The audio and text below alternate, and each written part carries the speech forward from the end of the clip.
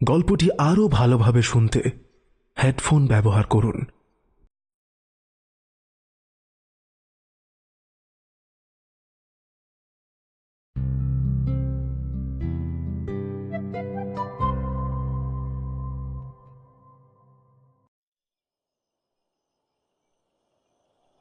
রাত বেশ গভীর। পূর্ণিমার গোল থালার মতো উজ্জ্বল চাঁদের জ্যোৎস্নায় ভেসে যাচ্ছে চরাচর। হাওয়ার গতি বেশ তীব্র। কিছু দূর থেকে একটা গর্জন ভেসে আসছে, নদীর গর্জন। জ্যোৎস্নার আলোতেই চকচক করছে ডাব, খেজুর, তাল গাছগুলোর মাথা। আরে, ওই ডাব গাছটার মাথায় কারা যেন বসে আছে না? হ্যাঁ, ওই তো, লম্বা লম্বা ঠ্যাং ঝুলিয়ে দুজন বসে আছে। তাদের লম্বা চুল নেমে গেছে অনেকটা। একজন তো চেনা, মানে এই গাঁয়েরই এক স্থায়ী বাসিন্দা, পদ্মা পেতনি। নয় নয় করে তা প্রায় ৮০ বছর ধরে এখানে আছে। পেতনি মহলে তার বেশ খাতির। সারা বাংলা পেতনি অ্যাসোসিয়েশনের তরফ থেকে এই ঘেরঘেরেপুরের দায়িত্বে আছে সে। নতুন আসা পেতনিরা তাকে মনে মনে গুরুমা মানে। পাশের জন কি তাহলে নতুন কেউ? চেনা তো ঠেকছে না। চলো তো দেখি, ওদের কথাবার্তা একটু শোনা যাক। কি শীত, কি শীত! হাড়ে হাড়ে ঠোকা লেগে যায় গা। এই গায়ে নয়, এই কদিন হয়েছে এসেছিস, কিন্তু বলি মরলি তো কম দিন হলো নি কা। মরার পরেও শীত কাতরে গিরিটা তোর গেল না দেখতেছি। কি আর করি বলো দিদি, এই শীতেই ঠান্ডা লেগে মরেছিলাম কিনা, তাই সারা বছরই শীত লাগে গো। তার উপর কদিন ধরে কি মাছ খেতে যে ইচ্ছে করছে, কি কই আর, কিন্তু পাই আর না। মরণ, জেলে পাড়ায় থাকিস আর মাছ পাস না? জেলেদের ডিঙা থেকে তো একটা আত্মা তুলে নিলেই হয়। তারও কি উপায় আছে গো? সে চেষ্টাও করেছিলুম। ওই হালার পোনা জেলেগুলো সব তাদের ডিঙাগুলোয় ঠাকুরের নাম লিখে রাখে, তাই তো কাছে ঘেঁচতে পারি নে। তুই একটাকে ভয় দেখিয়ে নিয়ে নিবি, আমি তো মাঝে মধ্যেই তাই করি। তবে বেশি লোভ করিনি গা। ওই হত ছাড়িয়ে পেঁচে মুখী বিমলার কি হয়েছিল জানিস তো? ওই দশা হবে ঠিক হয়েছিল হার হাবাতের সাথে। কত করে কয়েছিলুম বেশি লোভ করবি নে, তবু করলো। শেষে মরে কাক হলো। বিমলা কে গো দিদি? ও, তুই তো জানিস নে, তখনও তুই এখানে আসিস নে কি না। তা সে কাণ্ড হয়েছিল বাপু এই ঘের ঘেরে পুড়ে। আরে ওই তো দেখ দেখ, ওই যে যাচ্ছে জাল কাঁধে, ওকে চিনে রাখ। ওর নাম ভ্যাবলা। মাছ না খেয়ে যদি মরেও যাস, তাও ওর পিছনে লাগবি নে। ওই বিমলাটা লোভ করে এর পিছনেই তো লেগেছিল। তারপরে যা হলো সে ভাবলেই আমার বুক কেঁপে ওঠে রে। আমি বহু বছর ধরে এ গায়ে আছি কিনা তাই সব জানি। ওই ভ্যাবলার বাপ ক্যাবলা জেনে, সেও ছিল দারুণ বুদ্ধিমান। ছেলেটাও তাই হয়েছে। এই ভ্যাবলাই তো বিমলা পেতনিকে মেরে ওরা কাক করে দিয়েছিল। ও মা, সে কি গো দিদি? তা কি হয়েছিল গো? শুনতে চাস? আরে হ্যাঁ হ্যাঁ, তুমি বলো না। বেশ শোন তবে।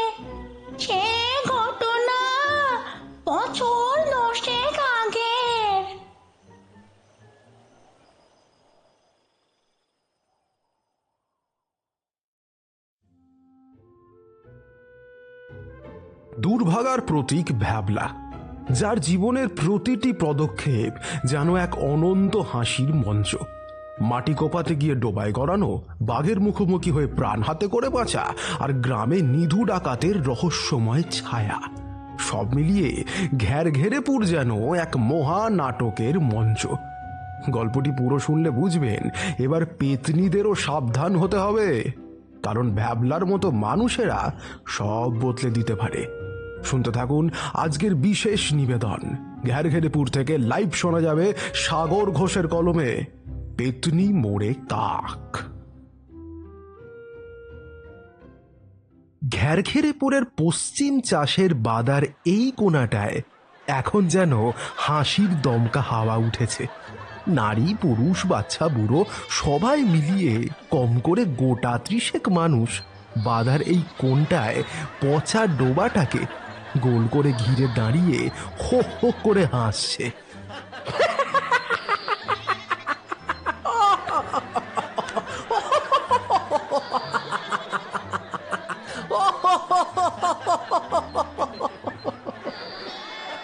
আশেপাশের গরু ছাগলের দলের মধ্যে থেকেও একটা শব্দ ভেসে আসছে, যেন তারাও মজা পেয়েছে খুব। ঠিক মাঝামাঝি পচা কাদা সারা শরীরে মেখে সে একেবারে যাচ্ছে তাই অবস্থায় দাঁড়িয়ে আছে একটা ফুট 5 রোগা পটকা ব্যক্তি। তার নাক, মুখ, গোটা শরীর থেকে পচা দুর্গন্ধওয়ালা পাঁক টসে টসে পড়ছে। তার মুখের ভাব ঠিক বোঝা যাচ্ছে না, সেই জন্য শুধু চোখ দুটো দেখা যাচ্ছে। ফ্যাসফেসে সাদা দুটো চোখের দৃষ্টিতে কেমন যেন একটা ভ্যাবাচাকা ভাব। এর কারণ অবশ্য একটু আগে থেকে বললেই বোঝা যাবে, বাকিদের হাসির কারণটাও জানা যাবে। ওই ডোবাটার মাঝখানে যে ব্যক্তি দাঁড়িয়ে আছে পচা পাঁক মেখে, ওরই নাম ভ্যাবলা। ওর বয়স এখন 32 বছর, বিয়ে হয়ে গেছে, ফুটফুটে একটা বছর 4 ছেলে আছে। ভ্যাবলার বয়স এত হলেও তাকে যারা চেনে না তারা যদি দেখে তাহলে ওই স্কুলে পড়া ছেলে বলে ভুল করবে। এমনই তার মুখের গড়ন। দাড়ি গোফের লেশ মাত্র নেই, মাথার চুল উস্কো খুস্কো ঝুলোর মতো, মুখটাও গোল ছোট থালার মতো। ভ্যাবলা ভোলা ভালা ভ্যাবলা গোছের মতোই দেখতে, নামের সাথে মুখের মিল আছে বটে। ভ্যাবলার কিন্তু এসব নিয়ে কোনো ভাবনাই নেই, দুঃখও নেই, শুধু তার একটাই আক্ষেপ, তার কপালটা ভগবান মনে হয় ঘুমোতে ঘুমোতে লিখেছিলেন। নইলে এমন খারাপ কপাল হয় নাকি কারোর? ভ্যাবলার মাথায় কিন্তু বুদ্ধি আছে খুব, তবে সে যাই করতে যায় তাতেই কোনো না কোনো সমস্যা হয়ে যায়, আর তার সাথেই শুধু হয়। সবাই ওকে দেখে হাসে। এই যেমন একটু আগে যেটা হলো, সেটা থেকেই ওর বাজে কপালের কিছুটা আন্দাজ করা যায়। এই ডোবার পাশেই ভ্যাবলার কিছুটা জমি আছে, সেখানে সে এক মনে মাটি কোপাচ্ছিল। পাশেই মইদুল মিয়া তার বিশাল ছাগলের পাল চড়াচ্ছিল। আশেপাশে আরো অনেকে কাজ করছিল। হঠাৎ করেই কোথাও কিছু নেই, মইদুল মিয়ার সেই ছাগলের পালের মধ্যে থেকে সব থেকে পাজি বড় পাটনাই ছাগলটা পেছন থেকে ঘোড়ার মতো এসে ঠ্যাং তুলে একেবারে চি করে সোজা তেরে মক্ষম জোরে গুঁতো মারে ভ্যাবলার পেছনে। সে ডোবার খুব কাছেই সেদিকে মুখ করে মাটি কাটছিল। টাল সামলাতে না পেরে সে চাকার মতো গড়াতে গড়াতে সোজা চলে যায় ডোবার ভিতরে। এরপরে যা হবার তাই হলো, পাঁক টাক মেখে ভ্যাবলার একেবারে যাচ্ছে তাই অবস্থা। আশেপাশের লোকেরাও তাদের কাজ ফেলে রেখে এসে ডোবার চারদিকে ঘিরে এসেছে। ভ্যাবলার ওপরে হাসাই ওদের যেন কাজ। ভ্যাবলার কাকা, আরো একবার হবে নাকি? ছাগলটার জোর দেখেছ? বাবা, এটা একবারে পাকে পাকাপাকি হয়ে গেছে গো।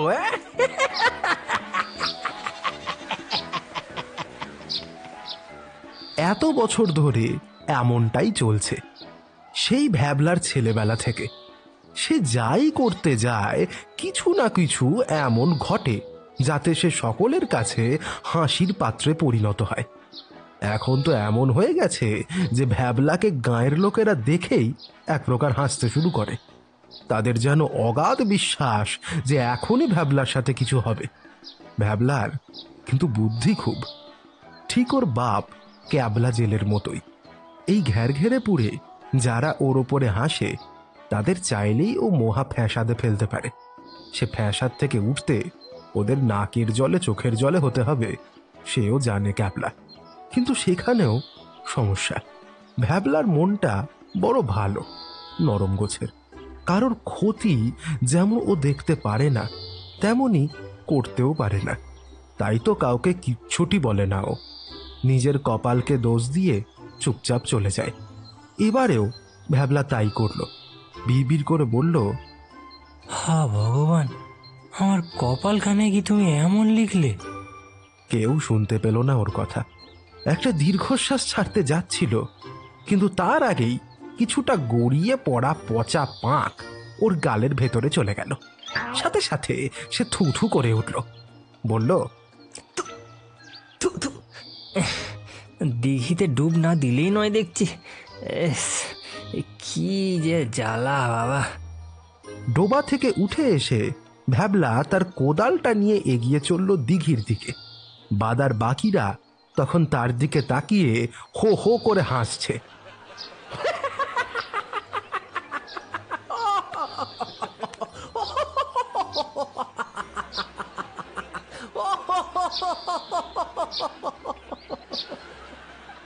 ভ্যাবলা তাদের প্রতি তেমন আর পাত্তা দিল না। তার কপালটাও বলিহারি। মইদুল মিঙার ওই পাটনাই ছাগলটা এমনিতেই খুব পাজি, যখন তখন গোতায়। কিন্তু এখানে এত লোক থাকতেও শেষে কিনা তার সেই ভ্যাবলার পশ্চাৎদেশটাই পছন্দ হলো।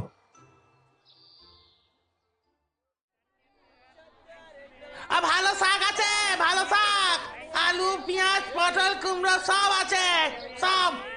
ভালো শাক আছে, এদিকে আসুন, এদিকে বাবু, আপনি এদিকে আসুন। দিদি ভাই, হ্যাঁ, মাছ মাছ মাছ, ভালো মাছ আছে, মাছ, চিংড়ি, ট্যাংরা, রুই, কাতলা, পেটকি, পাবদা সব আছে।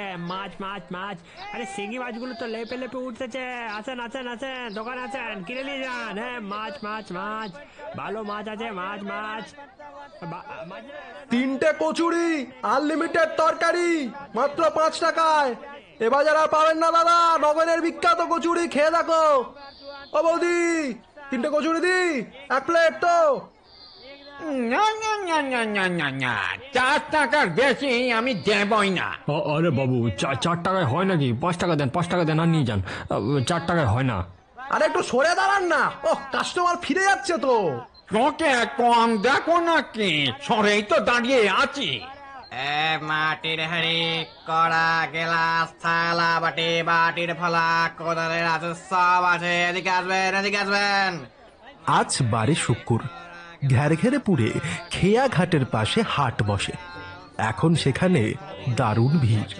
ক্রেতা বিক্রেতাদের মধ্যে পা গলানোই কঠিন।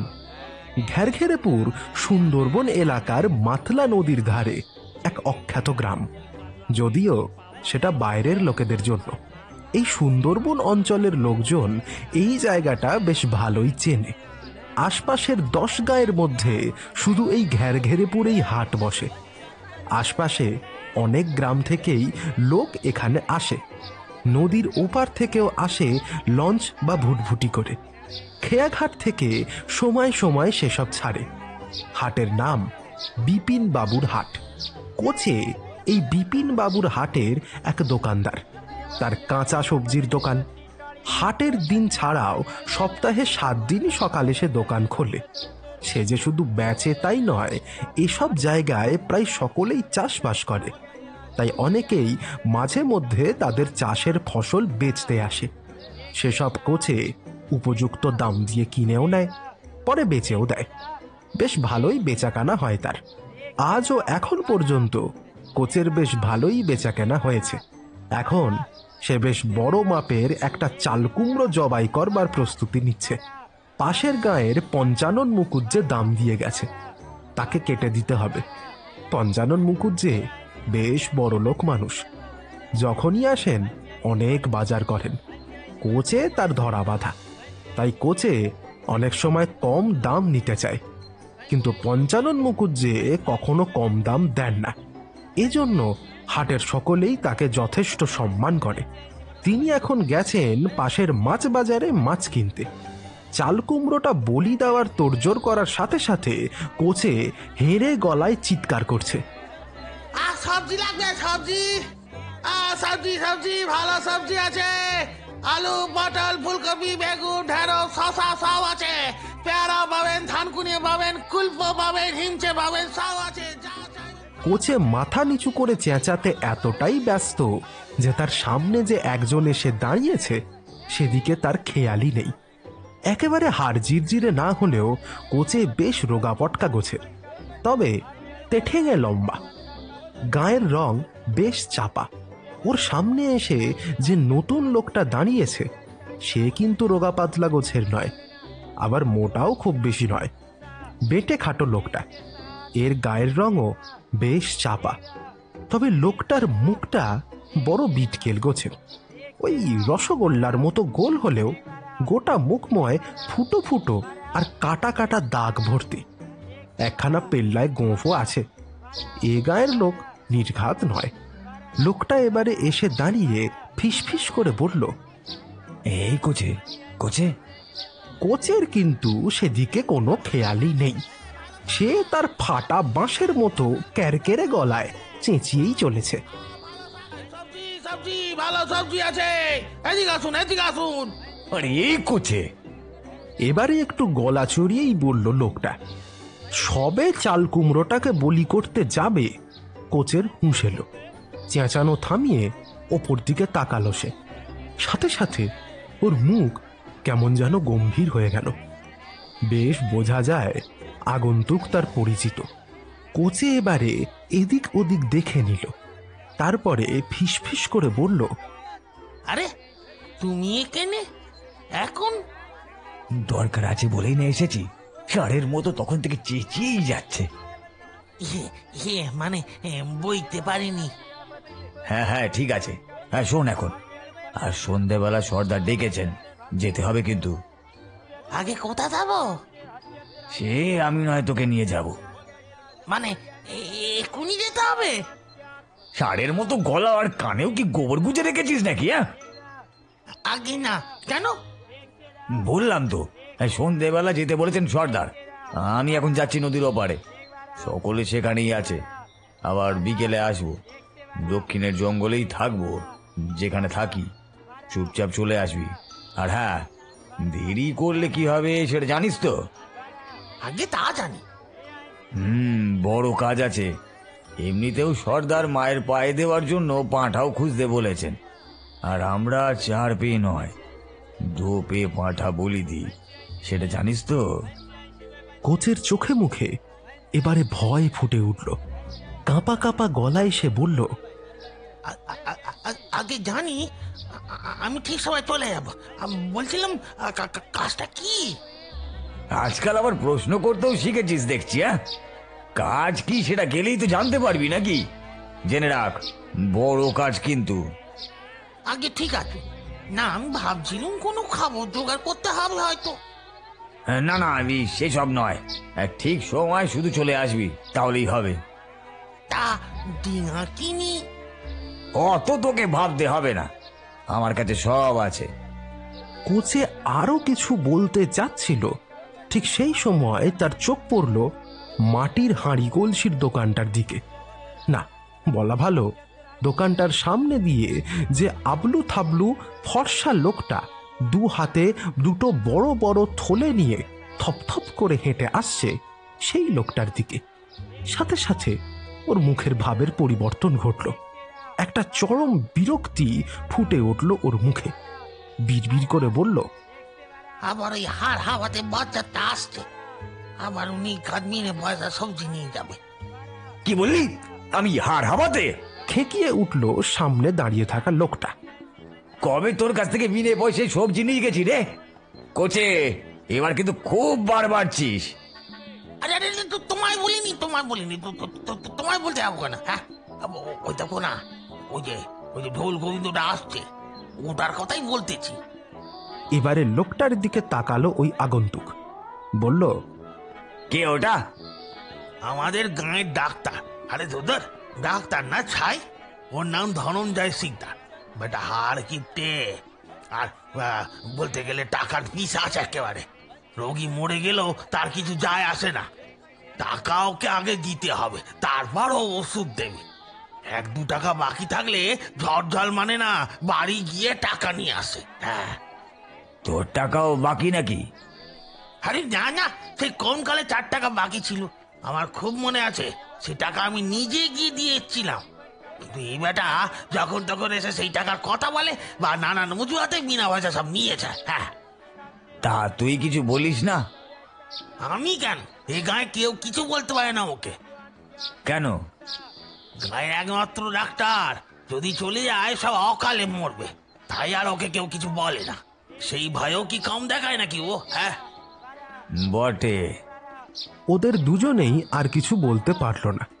তার আগেই মোটা সোটা গোলগাল ডাক্তার ধনঞ্জয় শিকদার এসে দাঁড়ালো কোচের দোকানের সামনে। তার গোল গোল দুটো চোখের দৃষ্টি সোজা কোচের দিকে, তাকে যেন ভস্ম করে দেবে যে কোনো মুহূর্তে। ডাক্তারবাবুর দেহের মতোই তার গলাটাও বেশ ভারী। মহাগম্ভীর রাগি রাগি গলা এসে বলল, কিরে কোচে, বেমালুম ভুলে গেছিস দেখছি। কোচে নিজের রাগ চেপে মুখের ভঙ্গি স্বাভাবিক করে বলল, আগে কি ভুলে গেছি ডাক্তারবাবু? বাহ, রোগে পড়লে আমার কথা তোদের মনে পড়ে, কিন্তু টাকা দেওয়ার বেলাতেই ভুলে যাস। কিন্তু ডাক্তারবাবু, আপনার 4 টাকা তো আমি দিয়েছিলাম। আবার ফটর ফটর করছিস? এই তো সেদিন তোর বউ এলো তোর ছেলেটাকে নিয়ে, তার নাকি খুব জ্বর। ওষুধ নিয়ে গেল, বললো তুই নাকি দিয়ে যাবি 5 টাকার ওষুধ। কই, দিয়ে গেলি না তো? কোচে খুব ভালো করেই জানে ডাক্তার মিথ্যা বলছে। বলাই মানে ওর ছেলের কদিন আগে কেন শেষ 2 বছর কোনো জ্বর হয়নি। আসলে বিনা টাকায় সবজি নিয়ে যাবার মতলব ফেদেছে বেটা।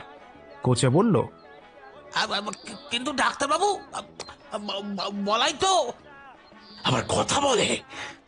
আমি কি তোকে মিথ্যে বলছি নাকি? হ্যাঁ, না না না না, এই জায়গায় থাকা যাবে না দেখছি। যত মিথ্যেবাদীদের রাজত্ব দেখছি এখানে। চলে গেলে বুঝবি, 2 দিন অন্তর তো সব কটা রোগে পড়িস, আর এই ধারে ঘাড় ঘাড়ে পুরে কেউ আসবে বলে ভেবেছিস? আমার মনটা তবু নরম, অন্যের দুঃখ দেখতে পারি না, তাই এখানে আছি। চলে গেলে বুঝবি, মহামারীতে মরবি সব কটা। দাঁত থাকতে দাঁতের মর্ম তো বুঝবি না। হ্যাঁ, খুব নরম মন, একেবারে পচা পাকের মতো। একটা মিথ্যাবাদী। হ্যাঁ, কি বললি? না না না, আগে কিছু না ডাক্তারবাবু। ঠিক আছে, আমি আপনাকে আজকে বিকালে 5 টাকা দিই। না না না, ও টাকা আমি আর নেব না। তোর দেওয়ার ইচ্ছে নেই সে আমি বেশ বুঝতে পেরেছি। তার বদলে আমি কিছু বাজার করে নিচ্ছি। দেখি কি কি রেখেছিস। তা হ্যাঁ রে, সব ভালো তো?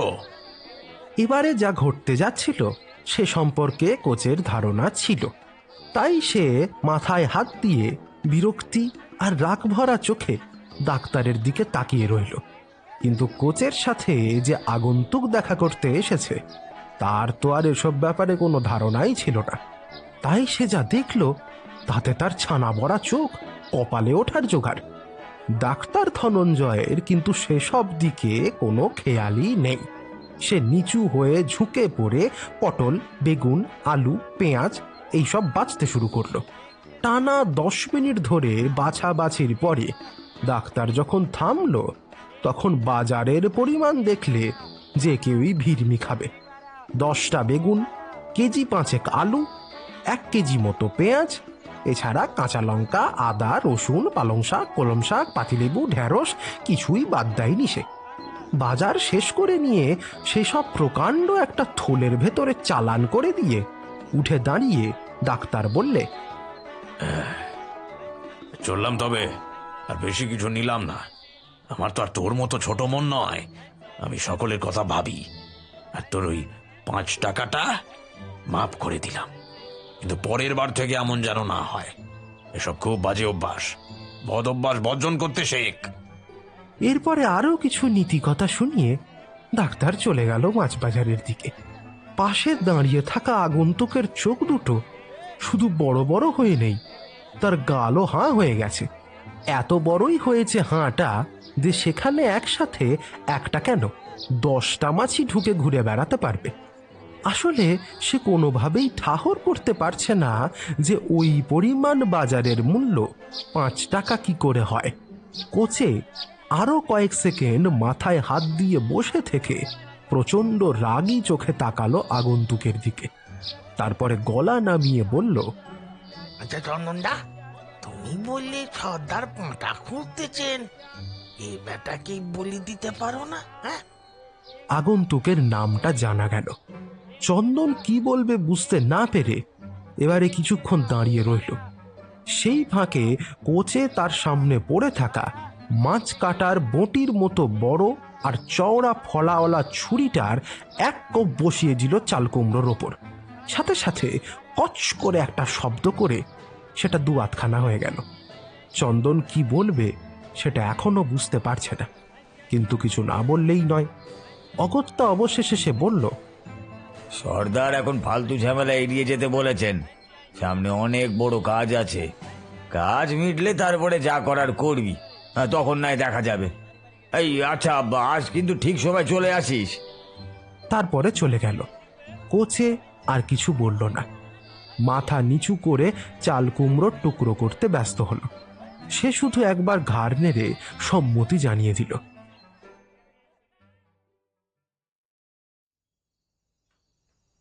বিকেল সবে সবে হয়েছে। সূর্যের রোদ ঝিমিয়ে এলেও এখনো নিভে যায়নি।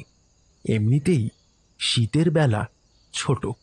পাখিদের ঘরে ফেরার গান গাওয়ার বা গরু পালের বাড়ি ফেরার সময় আসতে এখনো বেশ কিছুক্ষণ বাকি আছে। পশ্চিম আকাশে সিঁদুরের ছোঁয়াও এখনো লাগেনি। ভ্যাবলা ভাত ঘুম সেরে উঠে পড়েছে। সে এখন তার দা নিয়ে এগিয়ে যাচ্ছে ওর বাড়ির উঠোনের এক কোণে থাকা বেল গাছটার দিকে। ওর ডালগুলো একটু ছাঁটতে হবে।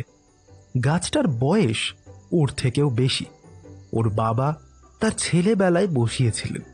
গাছটা খুব ফল দেয়। শুধু তাই নয়, প্রতি বছরই এই গাছের 3-4টে করে বেল ভ্যাবলার মাথায় বা ঘাড়ে পড়ে।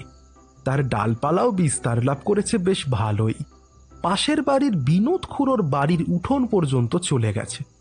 খুড়ো এমনিতে ভালো মানুষ, তবে বয়সের জন্য একটু খিটখিটে হয়ে গেছেন। মাথার একটু সমস্যাও দেখা গেছে। কখনো গাছের পাতা বা ডাল পড়ে বলে চেঁচান। আবার সেই মানুষটাই যখন ভ্যাবলা গাছটার ডালপালা ছাঁটতে যায়, তখন কুঁজো হয়ে হেঁটে এগিয়ে এসে কাঁপা কাঁপা গলায় তাকে বলেন, বাবলা, গাছখানা কেটে দিচ্ছিস বাবা? তোর বাপ কত ছোটবেলায় এই গাছ পুঁতেছিল জানিস? আমাদের কত স্মৃতি এই গাছের তলায় আছে, সেসব তুই আর জানিস না। ভ্যাবলা তো মাঝে মধ্যে বুঝতেই পারে না সে কি করবে। তবে গাছটা কেটে দেওয়ার কথা সে কখনো ভাবে না, ভাবতেও পারবে না। সে যাই বলুক, নিজের বাবাকে সে খুব সম্মান করে, শ্রদ্ধা করে।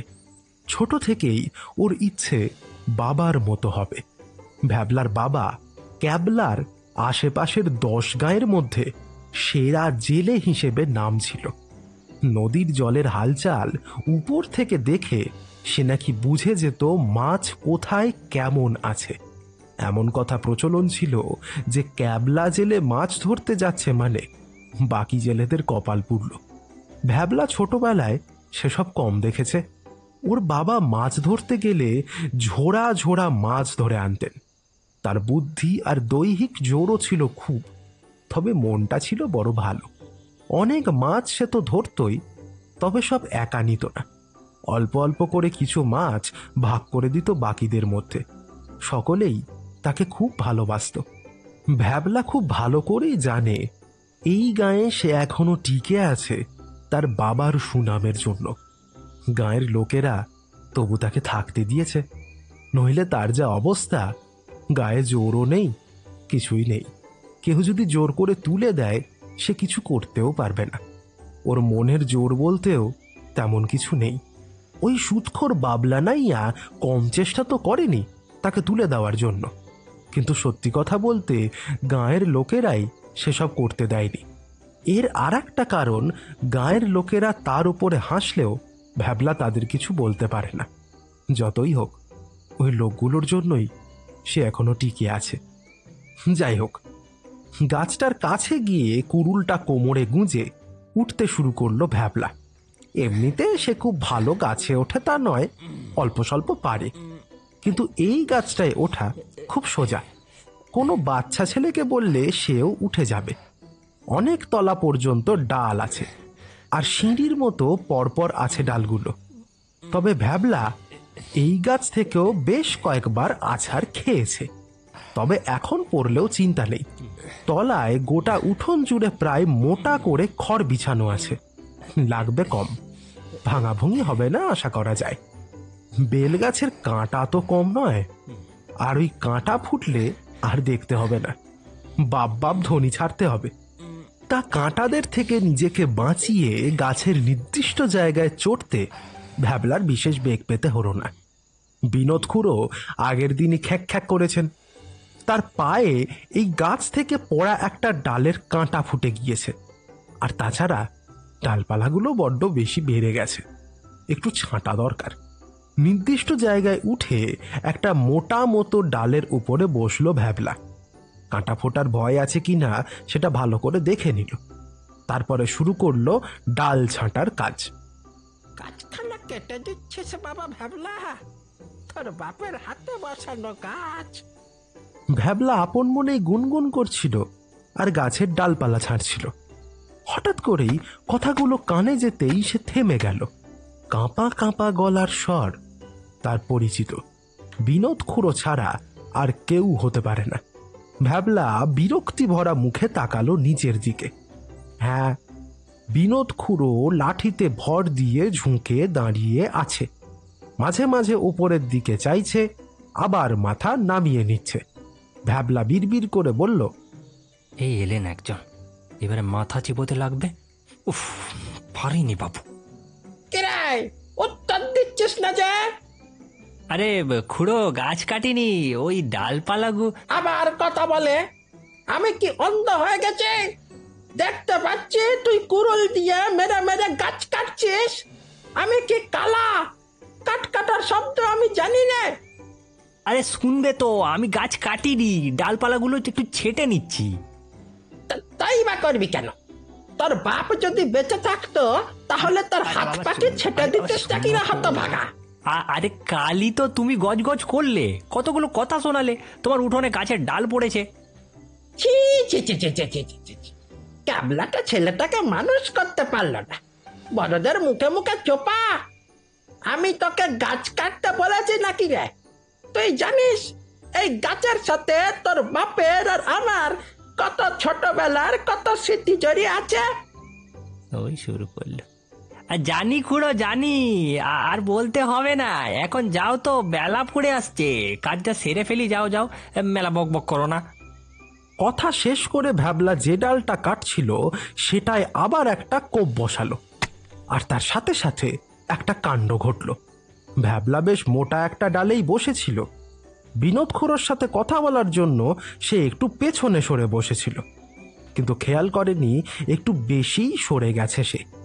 তার চাপে আর চাপ দিয়ে কুড়ুল চালাতেই মচ করে একটা শব্দ হলো। সাথে সাথে ভ্যাবলা অনুভব করলো যে ডালটা এসে বসেছিল সেটা আর নেই। বাঁচার জন্য স্বাভাবিকভাবেই সে হাতের সামনের ডালটা খামচে ধরল, কিন্তু সেটাও হলো না। ওই ডালটাই গোড়া থেকে সে কাটছিল কিনা, তাই সেটাতে চাপ পড়তেও সেটাও মচ ধ্বনি শুনে ভেঙে গেল। আর ভ্যাবলাও দুটো মোটা মোটা কাঁটাওয়ালা ডাল সমেত নিচে গিয়ে পড়ল। তলায় মোটা করে খড় বিছানো ছিল বলে ভ্যাবলার তেমন একটা লাগলো না বটে, তবে দুটো বেল কাঁটা তার পশ্চাৎ দেশে মোক্ষম ভাবে গুঁজে গেল। গাছের দুটো মোটা ডালের সাথে আরো কিছু ছোট ছোট ডালও ভেঙে পড়েছে, সেগুলোরই একটা হবে। অবশ্য শুধু এটা নয়, তলায় পড়ার পরে তার ডান কানের ঠিক তলায় দুটো কাঠপিঁপড়েও মোক্ষম কামড় বসিয়ে দিয়েছে। এই দুয়ের যন্ত্রণায় একসাথে নিয়ে ভ্যাবলা মাটিতে পড়েই ঠিকরে উঠে উঠোনের এদিক ওদিক ছুটতে লাগলো। পথে বিশেষ কেউ ছিল না, তাই কেউ হাসাহাসি করলো না। থাকলে নির্ঘাত হাসত, রীতিমতো লোক জড়ো করে হাসত। তবে এখন শুধু ওই বুড়ো বিনোদ খুড়ো খিক খিক করে হেসে বলল,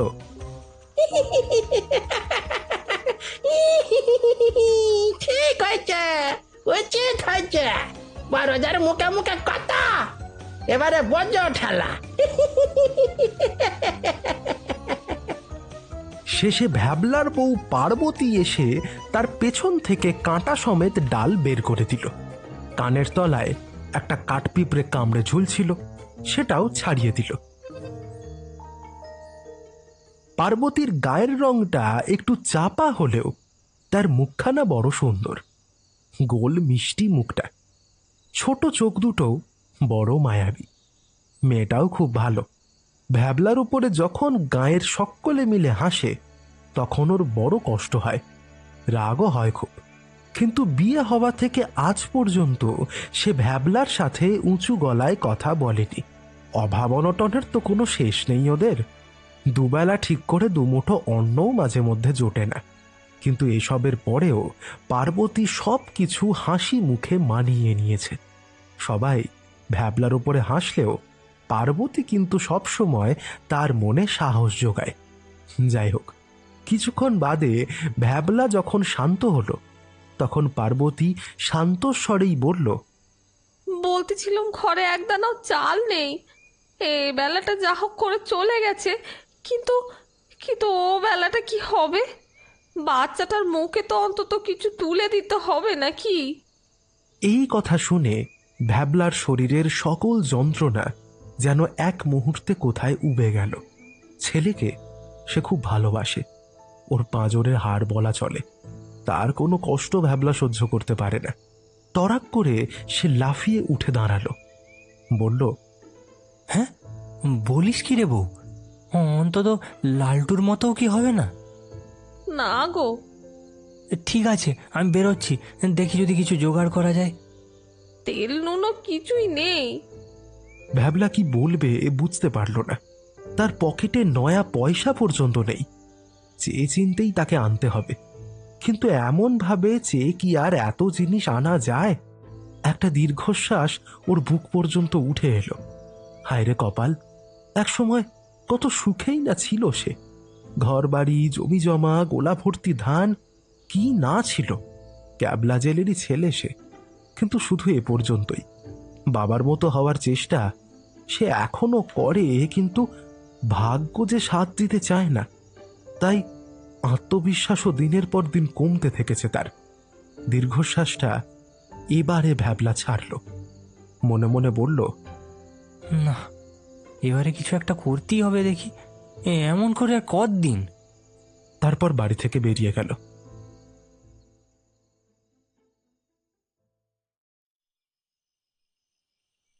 হরি দিন তো গেল, সন্ধ্যা হলো, পারু কেন আমাকে?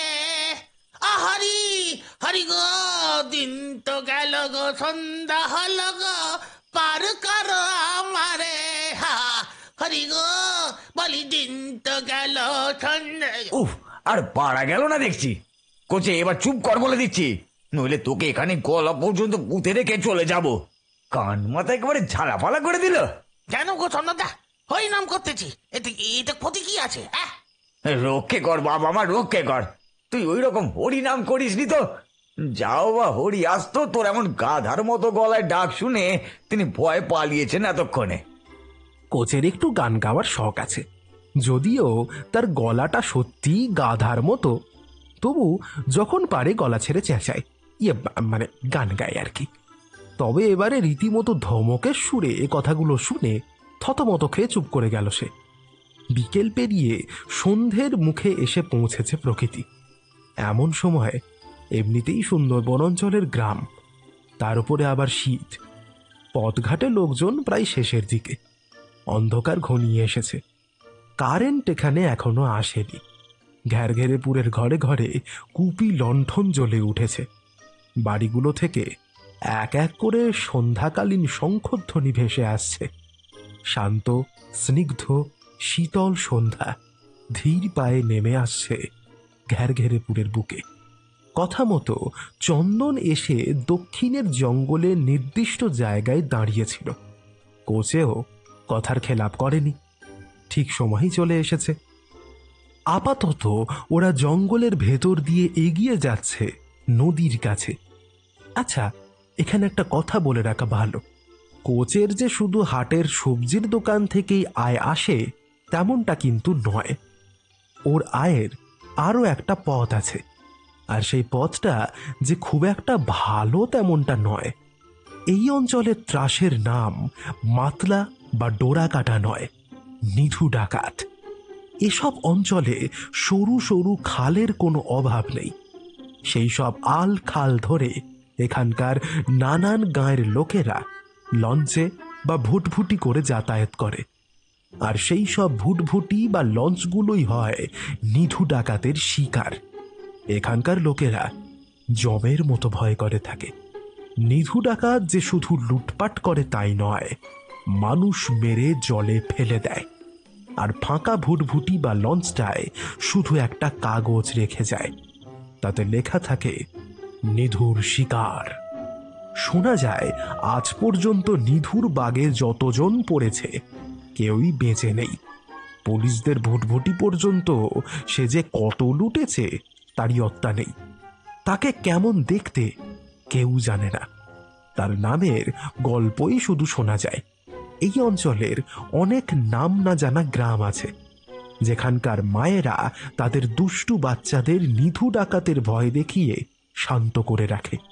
এমনটাও শোনা যায় যে নিধু ডাকাতের নাকি অনেক জাদুমন্তর জানা আছে, তাই তাকে কেউ ধরতে পারে না। সে নাকি মন্ত্র বলে রূপ পাল্টাতে পারে। এই মানুষ তো এই মাছি হয়ে যায়। আবার কখনো সুন্দরবনের রাজা রয়্যাল বেঙ্গল টাইগারের রূপ নেয়। এমন আরো অনেক গল্প প্রচলিত আছে এই নিধু ডাকাতের নামে। তার রূপ নিয়েও নানান লোকের নানান মত। কেউ বলে সে বেটে মোটা, আবার কেউ বলে তার দশাশই চেহারা, ইয়া মোচা কোফ, কয়লার মতো কালো, তার গনগনে আঁচের মতো লাল চোখ। তবে আসল রূপ কেউই জানে না, তার আসল ঠিকানাও কেউ জানে না। এই গোটা সুন্দরবন অঞ্চলই নাকি তার এলাকা। তার ভয়ে এখানকার বাঘ কুমিরও একসাথে জল খায়। তা এই কোচে হচ্ছে সেই নিধু ডাকাতের অসংখ্য খোঁচরের মধ্যে একজন। তবে সেও আজ পর্যন্ত নিধু ডাকাতকে নিজের চোখে দেখেনি। শুধু নিধু ডাকাত কেন, তার বিশাল দলের কথা জানলেও শুধু এই চন্দন ছাড়া আর কাউকেই সে দেখেনি। হাটে বসার কারণে কোচে অনেক ধনী লোকের কথা জানতে পারে। তার ব্যবহারও ভালো, মানুষের সাথে গল্প জুড়ে দিয়ে তাদের অনেক কথাই সে জেনে নেয়। গ্রামগঞ্জের মানুষেরা এমনিতেই খুব সাদামাটা কোচের হয়, মন খুলে কথা বলে, আর সেটাই তো কোচের কাজের জিনিস। ধনীদের বাড়ি কোথায়, কি বৃত্তান্ত সেসব সে জেনে নেয়। সপ্তাহে 3 দিন করে চন্দন আসে, তখন থাকে সেই সকল খবর সে দিয়ে দেয়। বকশিস পায় ভালোই। কোচে এবার একটু গদগদ সুরে চন্দনকে বলল, আসলে চন্দনদা, সত্যি কথা বলতে কি, আজ আমার মনটা বড় ভালো আছে গো। তাই নাকি? তা কেন শুনি?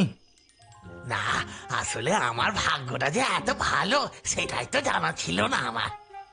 কেন রে বেটা, এই লটারি বেলি নাকি? আগে না না না না, তাহলে কি তোমরা জানিতে পারতে না? হ্যাঁ, আমি ভাবতেছি অন্য কথা। আচ্ছা, এই কি কথা শুনি? এই ভাবতেছিলুম যে মানুষটাকে এখানকার কেউ দেখে নে, আমি আজ তাকে দেবো। কি কম ভাগ্যের কথা নাকি? হ্যাঁ, তাই তো শুভ কাজের আগে ভাবলুম একটু হরিনামি করে নি। তা ভালো কথাই বলেছিস, তোর কপাল আছে সেটা বলতেই হয়। তবে এমন গাধার মতো আর যদি চেঁচাস তবে তোকে আজই বলি চড়াবো মায়ের বা, এই বলে রাখলুম। হ্যাঁ, কানের পর্দা ফাটার জোগাড়। ও, এই এখন পা চালিয়ে চল চুপচাপ। ঠিক সময় না যেতে পারলে সর্দার তোর সাথে আমার গর্দানটাও নেবেন। আর ওরা কোনো কথা বলল না। কোচে হরিনাম করতে লাগলো, তবে মনে মনে। ওদের হাঁটার গতিও বেশ কিছুটা বাড়ল, কিন্তু বেশি দূর ওরা এগোতে পারল না। কিছুটা যাওয়ার পরেই হঠাৎ করে ওদের খুব কাছে জংলি বড় বড় ঝোপটার মধ্যে থেকে খচমচ করে শব্দ করে উঠল। বেশ কিছু ঝোপ কেঁপে উঠল। একটা উটকো বোঁটা গন্ধ ভেসে এলো। কোচে আর চন্দন দুজনেই এই জঙ্গল অঞ্চলের মানুষ। এই গন্ধ ওদের চেনা। এই গন্ধ সুন্দরবনের ডোরা কাটার ছাড়া আর কিছুরই হতে পারে না। এবারে ওদের আর কিছু বুঝে ওঠার আগেই প্রচণ্ড একটা গর্জন করে একদম সামনের একটা ঝোপের মধ্যে থেকে একটা প্রকাণ্ড বাঘ লাফ দিয়ে এসে দাঁড়ালো। এক একটা থাবা ওদের দুজনের হাতের থেকেও বড়। সামনে বেরিয়ে থাকা দাঁতগুলো ইয়া মোটা মোটা। চোখ দুটো যেন গনগনে আঁচের মতো জ্বলছে। গায়ের রং জলজলে হলুদ, আর তার উপরে গাঢ় কালোর ডোরা কাটা। লম্বা লেজটা মাঝে মধ্যে সে ঝোপটার গায়ে চাবুকের মতো আছড়ে দিচ্ছে। মাঝে মাঝে সে নিজের লম্বা জিভ বের করে মুখের আশপাশটা চেটে নিচ্ছে। এদিকে ওদিকে হাঁটাচলা করলেও তার নজর কোচে আর চন্দনের ওপরে স্থির। এর অর্থ আর কিছুই নয়, শিকারী তার শিকার পেয়েছে। তাও আবার একটা নয়, দুটো। চন্দন যাই বলুক, সে নিধু ডাকাতের সাগরেদ। এই জঙ্গলের বাঘ কুমির কিছুতেই তার ভয় নেই, কিন্তু এখন সে সব কথা তার মাথাতেও নেই। কি করেই বা থাকবে? একটা লাঠি পর্যন্ত নেই যে তাদের হাতে। একেবারে খালি হাতে এই দশাশায়ী বাঘের সাথে যুদ্ধ করা কি অতই সহজ? সে একেবারে তটস্থ হয়ে দাঁড়িয়ে আছে। বাঘটার উপরে ওর দৃষ্টি একেবারে স্থির। কোচের অবস্থা তো একেবারেই খারাপ। তার হাত বুক থরথর করে কাঁপছে, আর তার দুই পায়ের হাঁটু দুটো একেবারে ঠুকে ঠুকে ভেঙে যাবার জোগাড়। তার চোখ দুটো ডেলা ডেলা হয়ে গেছে। তার দৃষ্টিও ওই সাক্ষাৎ জমের দিকে। রয়্যাল বেঙ্গলটা এবারে প্রচন্ড একটা গর্জন করে উঠল। জঙ্গলটা যেন কেঁপে উঠল সেই গর্জনে। কয়েক পা পিছনে সরে গেল। এর অর্থ এবারে সে আক্রমণের জন্য ঝাঁপ দেবে। থাবা বসাবে কোচেদের ঘাড়ে। থাবার যা সাইজ, তাতে একেবারে মট করে ভেঙে যাবে ঘাটটা। গর্জনের সাথে সাথেই চন্দন এক কাজ করল। সে লাফ মেরে গিয়ে পড়ল পাশের একটা ঝোপের মধ্যে। তারপরেই সে উধাও। কোচে সেটা দেখলো, কিন্তু কি করবে বুঝতে পারল না। কিছু করার মতো ক্ষমতাও যে তার নেই। থরথর করে কাঁপছে তার পা দুটো। বাঘটা কিন্তু চন্দনের এই অকস্মাৎ ঝাঁপ মেরে উধাও হয়ে যাওয়া ব্যাপারটা মেনে নিতে পারল না। সে আরো রেগে গেল। পরপর আরো দুটো গর্জন করল। শিকার কমে যাওয়াটা সে একেবারেই মেনে নিতে পারছে না। কোচে এবার অদ্ভুত একটা কাজ করল। ভীত কাঁপা কাঁপা গলাতেই সে একখানা গান ধরল। পায়ে পরিবাগ মামা করিও ক্ষমা, তুমি যে কেনে কেতা জানতো, তুমি যে কেনে কেতা জানতো, দয়া করে দাও না আমায় ক্ষান্ত, দয়া করে দাও না আমায় ক্ষান্ত। বাঘটা প্রচন্ড জোরে শব্দ করে আর একটা গর্জন করে উঠল। উড়ি বাবা রে, যদি যদি আমার এই ঘাড়ে পরে হাত, যদি আমার এই ঘাড়ে পরে হাত, তোমার হাত, তাহলেই হব কুপকাত। ঘাটা মাট করে ভেঙে যাবে গো, ঘাটা মাট করে ভেঙে যাবে গো। ও চন্দনদা, ও চন্দনদা, বাঁচাও গো, বাঁচাও গো। তুমি যে এখানে কে তা জানতো, তুমি যে এখানে কে তা জানতো, দাও আমারে খা। আবার একটা প্রচন্ড গর্জন। কোচের মুখ থেকে আর গান বেরোলো না। তার বদলে বেরোলো,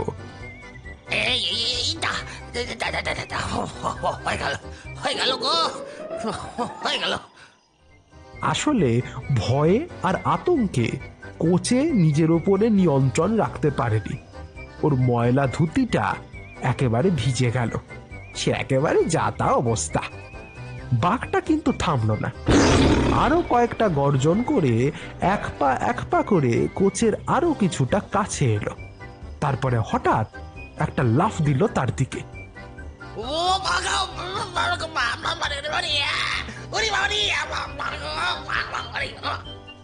কোকিয়ে উঠে চোখ বুজে নিল কোচে। চন্দন ঝোপের আড়ালে ঝাঁপালেও সে কিন্তু চলে যায়নি। সে কিছুটা গিয়ে একটা ঝোপের আড়ালে লুকিয়েছিল। সেই একমাত্র সবটা দেখল। অবাক হয়ে চন্দন দেখল যে বাঘটা লাফিয়ে কোচের ওপর দিয়ে একেবারে ঝোপের আড়ালে চলে গেল। তারপরে আরো বেশ কয়েকটা ঝোপ তছনছ করে সে হারিয়ে গেল জঙ্গলের মধ্যে। সম্ভবত কোচের লেজে গোবরে অবস্থা দেখে তার করুণা হলো। যাই হোক, আরো কিছুক্ষণ পরে বাঘটা যে চলে গেছে সে একেবারে নিশ্চিত হয়ে চন্দন বেরিয়ে এলো ঝোপের আড়াল থেকে। কোচের কিন্তু প্রায় অক্কাতলার দশা। সে চোখ ডেলা ডেলা করে মাটিতেই পড়ে আছে। এমন ভাবে মৃত্যুকে এত কাছ থেকে দেখলে কার না এমন অবস্থা হয়। চন্দন কোচের একটু কাছে এসে দেখল তার মুখে পরপর গোটা চারেক চড় মারতেই সে জ্ঞান ফিরে পেল। আর তারপরে গলা ছেড়ে চেঁচাতে শুরু করলো। ওরে মা গো, মা গো, আমি আর ঘরে ফিরবনি গো। ও মা গো, ও বাবা গো, ও বাবা গো রে। এই চুপ কর, চুপ কর, চুপ চুপ, একদম চুপ কর। কোচের মুখটা চেপে ধরল চন্দন। চুপ, একদম চুপ। দিনের আলো এখন বলতে গেলে আর নেই। আবছা অন্ধকার এখন বেশ গাঢ় হয়েছে, তবু অল্প স্বল্প দেখা যাচ্ছে এখনো। ঝিঝির কোরাস অনেক বেশি করে শোনা যাচ্ছে। বেলা শেষ। অল্প সময়ের মধ্যেই কোচেও শান্ত হয়ে গেল, তবে তার বুকের ধুকপুকুনি কমল না। চন্দন কোচেকে তুলে দাঁড় করালো, তারপরে নাক সিটকে বলল, কি গন্ধ! আচ্ছা আচ্ছা আচ্ছা আচ্ছা, না না, এমন ভাবে তোকে আর সর্দারের কাছে নিয়ে যাওয়া চলে না। মায়ের মূর্তি আছে, সর্দার আর রক্ষে রাখবেন নে। যা যা, আজ বরং তুই বাড়ি যা। কাল কিন্তু ঠিক সময় চলে আসবি। জানি না আজ তোকে না নিয়ে গেলে আমি আর বেঁচে থাকবো কি না, তবে কাল তুই ঠিক সময় চলে আসবি। কিন্তু আমি না আসি অন্য কেউ হয়তো আসবে তোকে নিতে। কোচে এতই ভয় পেয়েছে যে তার কিছুই বলার মতো অবস্থায় সে নেই। কিছু বললও না, চুপ করে দাঁড়িয়ে রইল। তার চোখ দুটো এদিক ওদিক ঘুরছে। বাঘটাকেই দেখতে চাইছে ও। এই বুঝি পেছন থেকে এসে ঘাড়ে থাবা বসালো। চন্দন তাকে ধরে ঝাঁকিয়ে বলল, কাল যেন কোনো ভুল না হয়, এই এখন যা দেখিনি। তারপরে উল্টো দিকে মুখ ঘোরালো। জঙ্গলের শেষেই তার ডিঙিটা আছে, সেখানে পৌঁছতেই হবে এবারে। কোচে এবারে চন্দনের হাতটা খামচে ধরল, তারপরে ভয় জড়ানো গলায় বলল, চন্দনদা, কইতেছিলুম আমায় একটু জঙ্গলে বাইরে ছেড়ে দিয়ে আসো না গো। কেন রে, তুই কি কচি বাচ্চা নাকি? ছেড়ে দিয়ে আসো না গো। চন্দন বেশ বুঝল যে কোচে সহজে তাকে ছাড়বে না। অগত্যা কোচেকে প্রায় জঙ্গলের বাইরে পর্যন্ত ছেড়ে দিয়ে এসে গজগজ করতে করতে আবার জঙ্গলে ঢুকল সে। আলো আর এতটুকু নেই, খুটখুট করছে অন্ধকার। এদিকে তার কাছেও আলো নেই। বিরক্তি লাগাই স্বাভাবিক। কোচে এতই ভয় পেয়েছিল যে চন্দনকে বিদায় পর্যন্ত জানাতে পারল না। তবে চন্দন চলে যাবার ঠিক পরেই জঙ্গলের ভেতর থেকে খুব কাছেই একটা শেয়াল ডেকে উঠল। কোচে একটু কেঁপে উঠল। আর ঠিক তারপরেই আরো বেশ কয়েকটা শেয়াল একসাথে ডেকে উঠল। কোচে আর দাঁড়ালো না, যত তাড়াতাড়ি সম্ভব পা চালিয়ে বেরিয়ে গেল। এই বেটা, পড়ে পড়ে ঘুমোচ্ছিস? ওঠ, এমন পড়ে পড়ে মোষের মতো ঘুমোলে হবে নাকি? ওঠ ওঠ বলছি। কথাগুলো কানে যাওয়া মাত্র ও ঠিকরে উঠে বসলো ভ্যাবলা। গলার স্বর তার খুব চেনা, তার বাবার গলার স্বর। এমন ঘরঘরে হাসা গলার স্বর তার বাবার ছাড়া কারোর হতে পারে না। কিন্তু তা কি করে সম্ভব? বাবা যে মারা গেছেন আজ প্রায় বছর 16 হতে চলল। এখন এত বছর পরে তার গলার স্বর কি করে আসতে পারে? উঠে বসা ভ্যাবলা ইতস্তত এদিক ওদিক দেখল। দুপুরে ভাত খাওয়া সেরে ঘরের দরজার সামনে দাওয়ায় শুয়েছিল সে। ঘরের দরজাটা বন্ধ ছিল। সেটা ঠেলে এবারে দেখল ঘরের মধ্যে তার বছর 4 ছেলে লালটু ঘুমোচ্ছে, আর তার ঠিক পাশেই শুয়ে অগরে ঘুমোচ্ছে তার বউ পার্বতী। হ্যাঁ, কে বললো কথাটা? বাবার গলা বলেই তো মনে হলো। নিজের মনেই বিড়বিড় করে কথাগুলো বলল ভ্যাবলা। আজ তার উপরে এখনো কেউ হাসেনি বা তেমন কিছু ঘটেনি, তবুও ওর মনটা বড় খারাপ। তার কারণও আছে।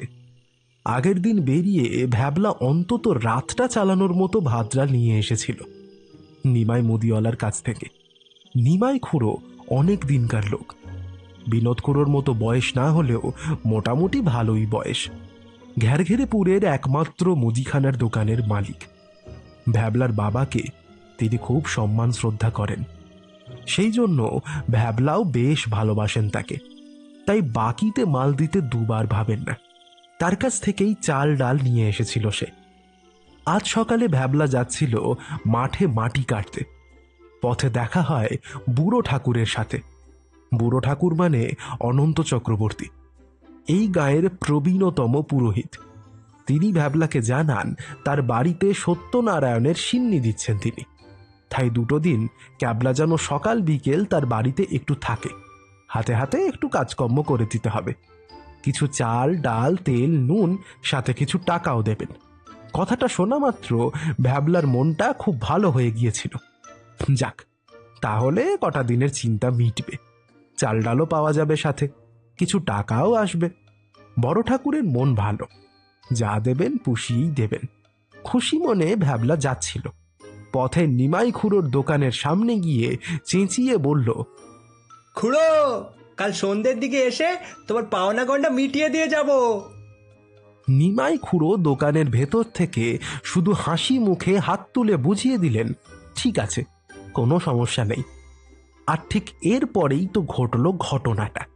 কথা শেষ করে ক্যাবলা সবে মুখটা ঘুরিয়েছে পথে উঠবে বলে ধনঞ্জয় ডাক্তারের মুখোমুখি হলো সে। ডাক্তার একটা চোখ ছোট করে খুব রাগি রাগি মুখ করে সাইকেলের ঠেকো দিয়ে দাঁড়িয়ে আছে, একদম ওর কাছেই। হঠাৎ করে পেছনে ফিরে এমনটা দেখে ভ্যাবলা একটু চমকে পিছনে সরে গেল। তারপরে বলল, হ্যাঁ ডাক্তারবাবু, কেমন আছেন? বেটা বিয়াদব, শুনছো, ইঁদুর ছাগল গাধা গরু। ডাক্তার যে পরপর এতগুলো পশুর নাম কেন বলল সেটা ভ্যাবলা কিছুতেই বুঝতে পারল না। বোকা বোকা হেসে সে বলল,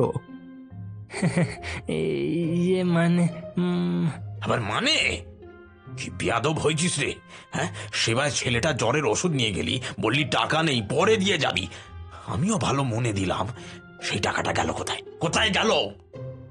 লালটুর জ্বর হয়েছিল বটে, ডাক্তারের কাছে তাকে নিয়েও গিয়েছিল, কিন্তু ভ্যাবলার খুব করে মনে আছে সে সব টাকা চুকিয়েই দিয়েছিল। বিনোদ খুড়োর কাছ থেকে টাকা ধার করেই নিয়ে গিয়েছিল সে। কিন্তু ডাক্তারবাবু, আমি তো আপনাকে সবটা। আবার ফটর ফটর করে। ডাক্তারের চোখ যেন রক্তবর্ণ হয়ে উঠল, গলার জোরটাও কিছুটা বাড়ল। আবার মিথ্যে বলতে শিখেছে। টাকাটা কবে দিবি বল, কবে দিবি বল? ডাক্তারকে ভগবানের রূপ ভাবে, জানিস না? তুই ভগবানের দান চুরি করার চেষ্টা করছিস। ভ্যাবলা কি বলবে বুঝতে পারল না। পথে লোকজন চলাচল বেশ ভালোই শুরু করেছিল। পথের লোকজন দাঁড়িয়ে তাকিয়ে রইল ভ্যাবলার দিকে। সে আর কি করে, মাথা নিচু করে দাঁড়িয়ে রইল। আরো কিছুক্ষণ ভুলভাল বলে ডাক্তার চলে গেল। পথের লোকেরাও এক এক করে চলে গেল। ভ্যাবলা মাথা নিচু করে দাঁড়িয়ে রইল। তার খুব কাঁদতে ইচ্ছা করছিল। এ যে রীতিমতো পথে দাঁড় করিয়ে অপমান, তাও বিনা কারণে। ভগবান কি শুধু তার কপালেই যত দুঃখ কষ্ট লিখেছেন? নিমাই খুড়ো সবটাই দোকানে বসে দেখেছিলেন। তিনি ডাক্তারের স্বভাব জানেন। ভ্যাবলার কাছে এসে তার কাঁধে হাত রেখে সান্ত্বনার সুরে বললেন, মন খারাপ করিস নে ভ্যাবলা, মন খারাপ করিস নে। সমস্যা তো সকলেরই হয়, আর ডাক্তারকে তো তুই চিনিস, টাকার পিচাস একেরে। কিন্তু খুড়ো বিশ্বাস করো, আমি সব টাকা দিয়ে এসেছিলুম। বুঝেছি, তার মানে ওই ডাক্তারেরই কোনো চাল। আমার সাথে কেন সবসময় এমনটা হয় বলো তো খুড়ো? চিন্তা করিস নে বাপ, চিন্তা করিস নে। তোর বাপ ছিল ভালো মানুষ, সকলের উপকার করতো। তোকেও তো ছোট থেকে দেখছি, তুইও ভালো ছেলে। ভগবান একটা না কারোর কপালেই দুঃখ বা সুখ লেখেন না। দেখবি তোর ভালো দিন অবশ্যই আসবে। তুই ক্যাবলা জেলের ছেলে বলে কথা, নিজের ওপর বিশ্বাস রাখ, সব একদিন ঠিক হবে। এরপর থেকেই ভ্যাবলার মনটা খুব খারাপ হয়ে আছে। সারাক্ষণ শুধু তার একটাই কথা মনে হচ্ছে, তার বাবার এত নামডাক, কিন্তু তার কি আছে?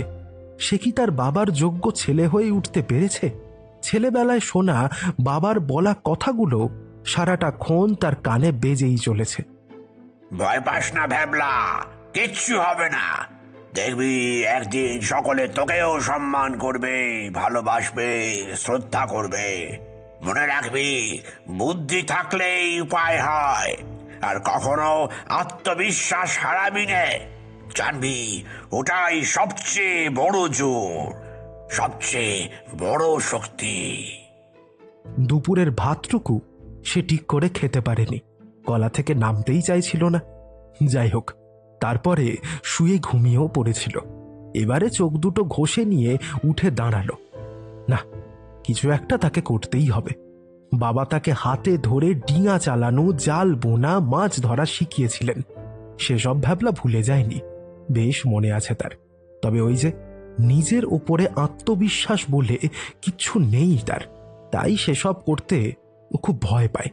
ওর বাবা নিজের হাতে বানানো একখানা ডিঙাও আছে ওর বাড়ির পেছনের দিকটায়। কথাটা মনে পড়তেই ভ্যাবলা গেল বাড়ির পেছনের দিকে।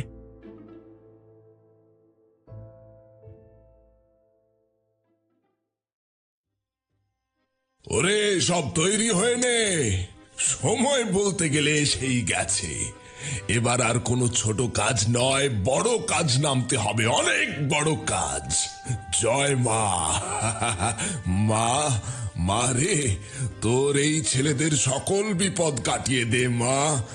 মা, মা রে, জয় মা, জয় মা।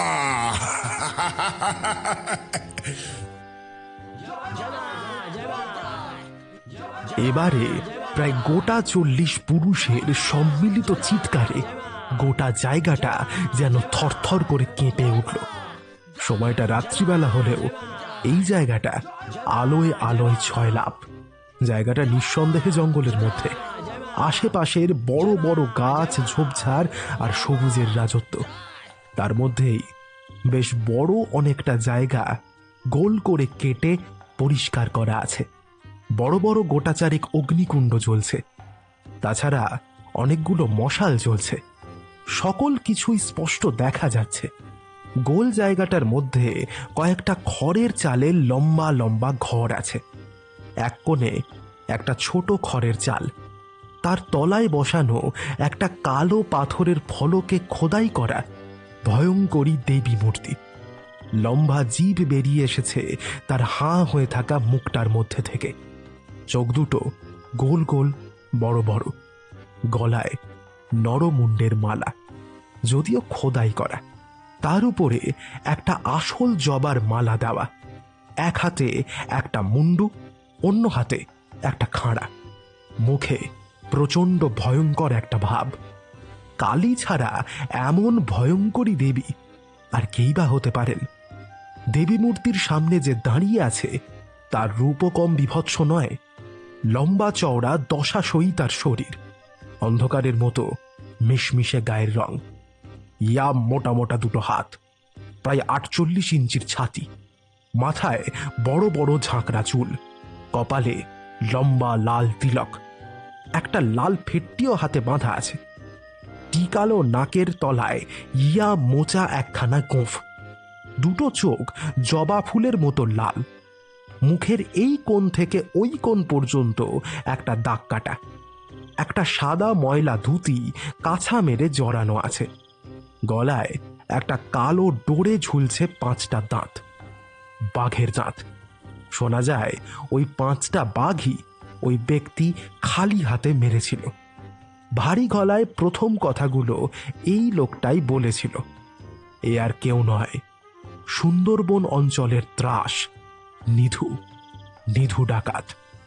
আর তার সামনে বাকি যতজন দাঁড়িয়ে আছে সকলেই ওর চেলা চামুন্ডা। গভীর জঙ্গলের মধ্যে এই অজ্ঞাত জায়গায়, তার মানে নিধু ডাকাতের ডেরা। নিধু এবারে গুরুগম্ভীর গলায় বলল, হ্যাঁ মাদাই, চন্দন এখনো আসেনি? দলের মধ্যে থেকে একটা মুষ্কুণ্ড মতো ব্যক্তি ক্যান ক্যান স্বরে উত্তর দিল, আগে না সর্দার। তার দেহের সাথে গলার স্বর মোটেও মিল খায় না। বটে, সময়ের জ্ঞান দিন দিন চলে যাচ্ছে দেখছি। ঠিক এমন সময় অন্ধকারের জঙ্গলের মধ্যে থেকে আরো দুজন এসে উপস্থিত হল, কোচে আর চন্দন। সর্দারের জয় হোক, জয় হোক বলতে বলতে এগিয়ে গেল নিধুর কাছে। তারপরে তার পায়া ছুঁয়ে প্রণাম করল। এই, সময়ের জ্ঞান দিন দিন চলে যাচ্ছে নাকি? পরের বার থেকে যদি দেরি হয় তবে তোকেই বলি চড়াবো। সকলে কেঁপে উঠল। এমন দৃশ্যর সাথে আবার নিধু ডাকাতকে একসাথে দেখে এমনিতেই কোচের আত্মারাম খাঁচা ছাড়া হয়ে গিয়েছিল। এবারে নিধু ডাকাতের হাঁকুনি শুনে ওর মনে হলো এখনই ওর ধুতি ভিজে যাবে। আগের দিনের যেমনটা হয়েছিল, সে রীতিমতো লাফিয়ে উঠল। চন্দন মাথা নিচু করে কুঁই কুঁই করে বলল, আর হবে না সর্দার, আর মোটেই হবে না। হ্যাঁ, সেটা তুই মনে রাখলেই ভালো। তা যে কাজে গিয়েছিলিস সে কাজ হয়েছে নাকি আজও বাঘের ভয় পালিয়ে এসেছিস? আগে না সর্দার, আজ ওকে নিয়েই এসেছি। চন্দন কোচের দিকে আঙুল তুলল। সাথে সাথে কোচের বুক যেন কেঁপে উঠল। নিধু এবার তাকালো কোচের দিকে, তারপরে হাত তুলে তাকে ডাকলো। কোচে কাঁপা কাঁপা পায়ে এগিয়ে এলো, নিধুর পায়ে হাত দিয়ে প্রণাম করল। তারপরে চুপ করে দাঁড়ালো। কি নাম তোর? আগে সর্দার, আমার নাম কোচে। চন্দনের কাছে শুনেছি তুই বড় কাজের ছেলে, অনেক খবরই দিয়েছিস। কোচে কি বলবে বুঝতে পারল না, একটু বোকার মতো হেসে বলল, মানে সর্দার ধন্যবাদ। তা তোর ভাগ ঠিক মতো পাচ্ছিস তো? আগে হ্যাঁ সর্দার, সবই আপনার কৃপা। হ্যাঁ হ্যাঁ হ্যাঁ, তা এত খবর রাখিস, কই নিজের গায়ের খবরটা তো দিসনি এতদিন। বাঁচাচ্ছিস নাকি রে? কোচের বুকে এবার রীতিমতো দামামা বাজতে শুরু করলো। মানে সর্দার ঠিক বললাম না তো? নাকি বুঝতে চাইছিস না? আমার সাথে ন্যাকামি হচ্ছে? এখনো মায়ের পায়ে দেওয়ার মতো বলি পাইনি। কোচের মনে হলো ওর মুখ থেকে হৃৎপিণ্ডটা যেন বেরিয়ে আসবে। ওর গলা থরথর করে কাঁপছে। না সর্দার, সত্যি বলতে পারছি না। নিধু এবারে হো হো করে হেসে উঠল।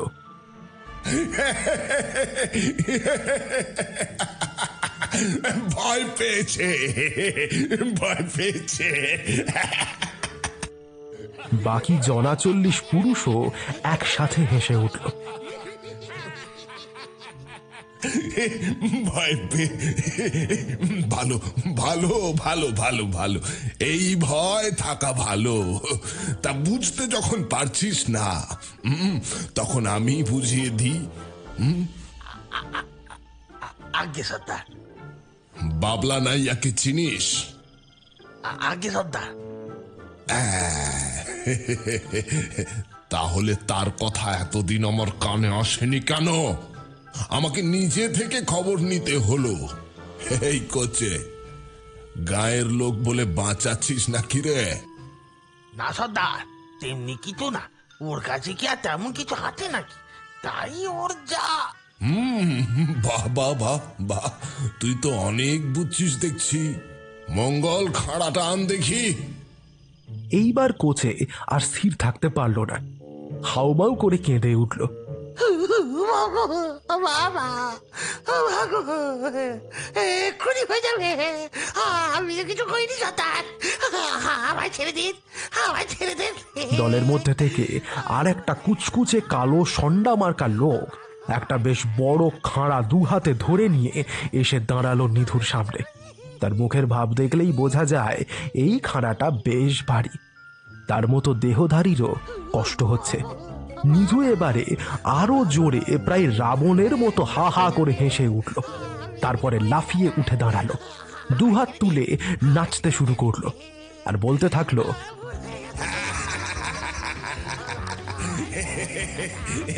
ভয় কাঁদছে, ভয় কাঁদছে, চিৎকাতুনে, চিৎকাতুনে,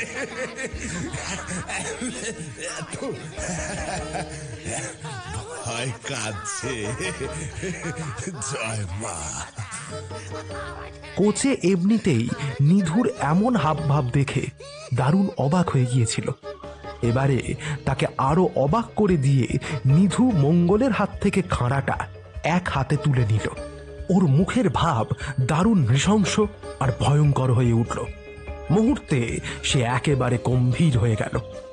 তারপরে খাঁড়াটাকে এক হাতেই ওপরে তুলে নাচাতে নাচাতে গর্জন করল, তৈরি হয়ে নে, তৈরি হয়ে নে সকলে, তৈরি হয়ে নে। আর দিন দুয়েকের মধ্যেই আমাদের কাজে নামতে হবে, বড় কাজ। কিন্তু তার আগে আমাদের রসদ লাগবে। মায়ের পায়ে বলিও তো চড়াতে হবে নাকি? তাই কালই আমরা হামলা করব বাবলা নাইয়ার বাড়ি। খবর আছে তার কাছে গোপনে অনেক চাল ডাল এসেছে, টাকা খড়িও করেছে অনেক, সোনা দানাও কম নেই। কাল রাত্রেই সে সব আমাদের হবে। আর মারে, তোর আর চিন্তা নেই মা, তোর পায়েই কাল ওই বাবলা নাইয়ার মাথা দেব মা। তার রক্তেই তুই স্নান করবি। জয় মা, মারে, জয় মা।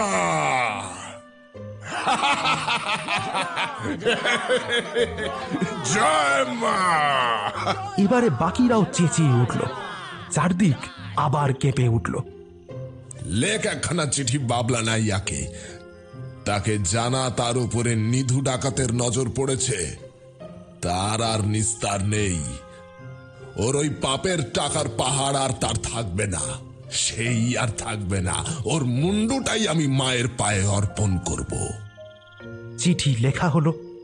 নিধু গর্জন করে বলল, শোন কোচে, এই চিঠি তোকে দিলাম, তুই পৌঁছে দিবি বাবলার কাছে। কি করে দিবি তা আমি জানি না, তবে এটা যেন কাল বেলার মধ্যেই বাবলার কাছে পৌঁছে যায়, নইলে বাবলার সাথে তুইও।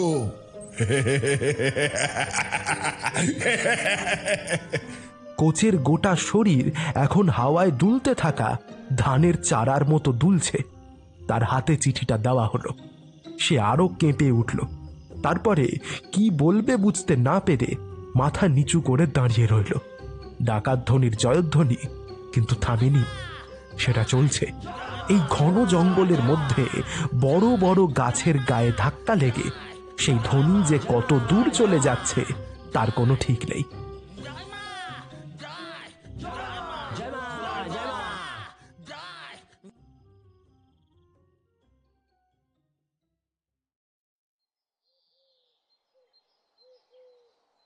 চণ্ডী তোতন মলয়, সুদের খাতাটা কই দেখি, নিয়ে আয়।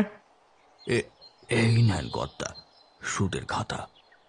অবস্থা ভালো নাকি একেবারে যাতা? না কর্তা, ঠিক তেমন ব্যাপার নয়, মানে।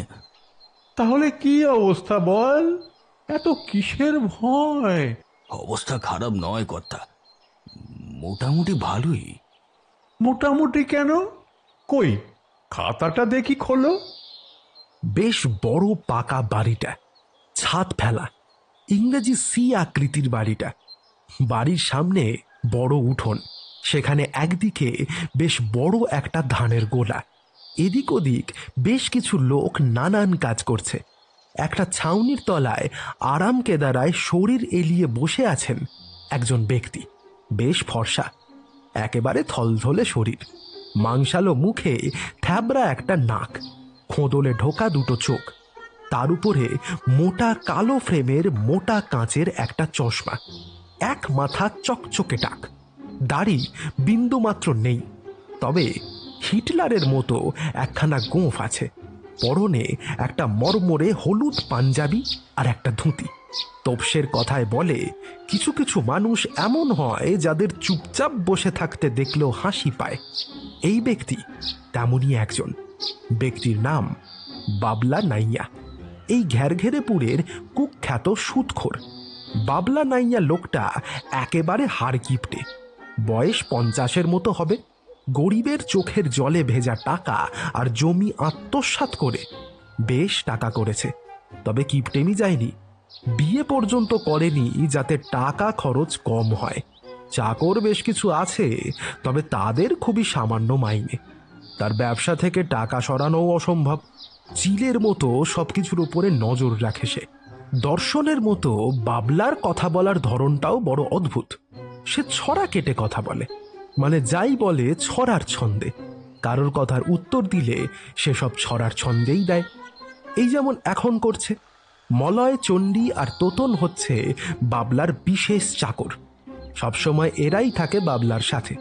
তাদের সাথে বাবলার রোজগারের মতো বেলার দিকে সুদের ব্যবসার খোঁজ নিচ্ছে। এই ব্যবসা টাপসার খোঁজ খবর রাখে চণ্ডী। সে দারুণ লম্বা আর চওড়া, দানবের মতো বলা চলে। মুখটাও বড় বিটকেল। অনেকে তো বলে এই চণ্ডী এককালে ডাকাত ছিল। গায়ের জোর হাতির মতো। আফিমের নেশা করে করে চোখ দুটো সাধারণত রং ঘোলাটেই হয়ে গেছে তার। বাকি দুজন মানে মলয় আর তোতন রোগাপটকা। তোতন চাষের দিকটা দেখে আর মলয় সর্বক্ষণের চাকর। তবে সকলের উপরেই বাবলার তীক্ষ্ণ দৃষ্টি থাকে। এখন তিনজন এলেও বাবলা চণ্ডীর সাথেই কথা বলছে। একই দেখি কি সর্বনাশ! কি হলো কর্তা? এখানে দেখছি এখনো টাকা দেয়নি অমলচন্দ্র দাস। আগে কর্তা সে বলেছে আগামীকালই দিয়ে দেবে। তোকে এত কিছু বুঝতে বললাম কবে? আগে কর্তা, ভুল হয়ে গেছে। উল্টো হয়ে ঝুলবি নাকি গাছে? শুনে রাখ চণ্ডী, কান দুটো খুলে, হয় আন টাকা, নইলে অমলকে আন তুলে। চণ্ডী আরো কিছু বলতে যাচ্ছিল, কিন্তু তার আগেই ধানগোলার কাছে যারা কাজ করছিল তাদের মধ্যে থেকে একজন একটা ভাঁজ করা কাগজ নিয়ে এসে দাঁড়ালো। বাবলার দিকে সেটা এগিয়ে দিয়ে চলে গেল। বাবলা কাগজটা খুলল, কি সব লেখা আছে সেগুলো পড়ল। বেশ উত্তুরে হাওয়া দিচ্ছে, আবহাওয়া খুব ভালো লাগছে। কিন্তু এর মধ্যেও ভাঁজ করা চিঠিটা পড়তে পড়তে তার কপালে বিন্দু বিন্দু ঘাম জমতে শুরু করলো, আর খোঁদলে ঢোকা চোখ দুটো যেন ঠেলে বেরিয়ে আসতে লাগলো। একটু পরেই বাবলা প্রায় আর্তনাদ করে উঠল। তার গলার স্বরে ভয় আর আতঙ্ক স্পষ্ট। ওরে বাঁচা রে,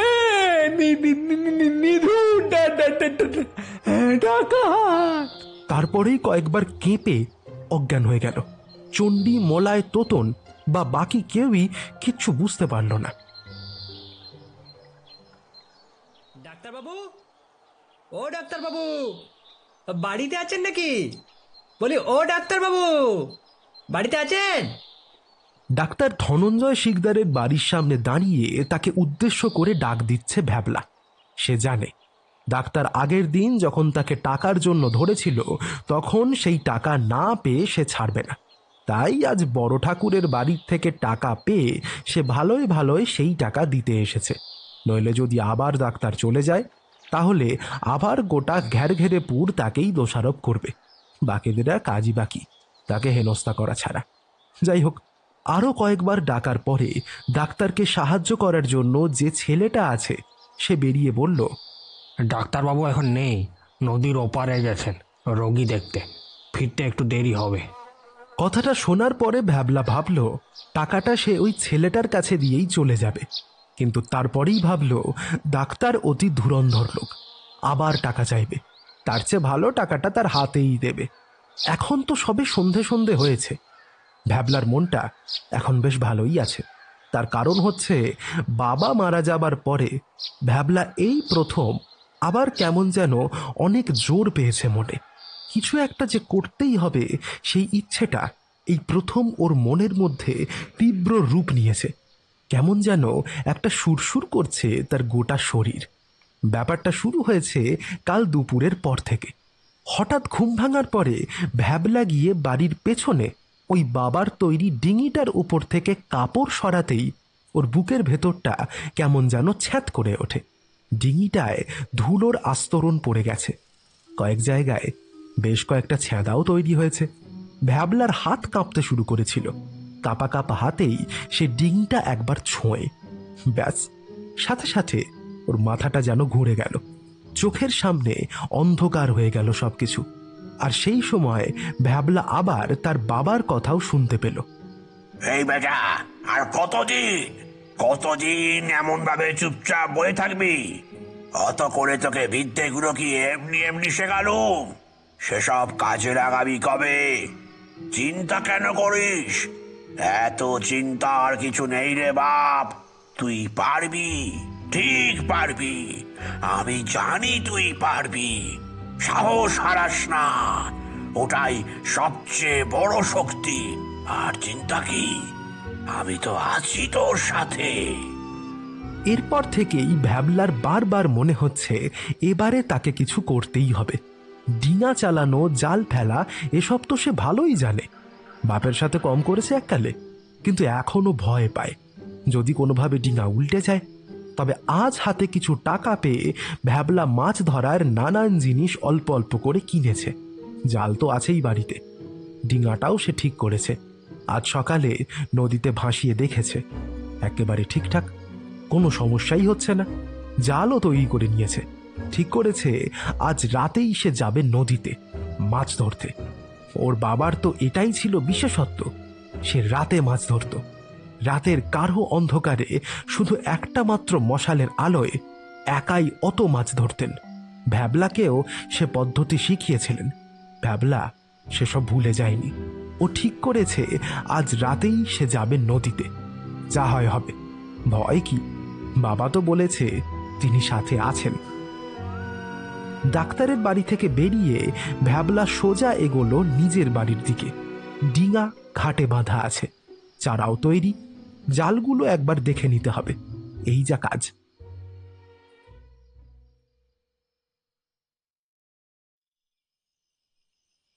এখন অনেক রাত, কেউ কোথাও নেই।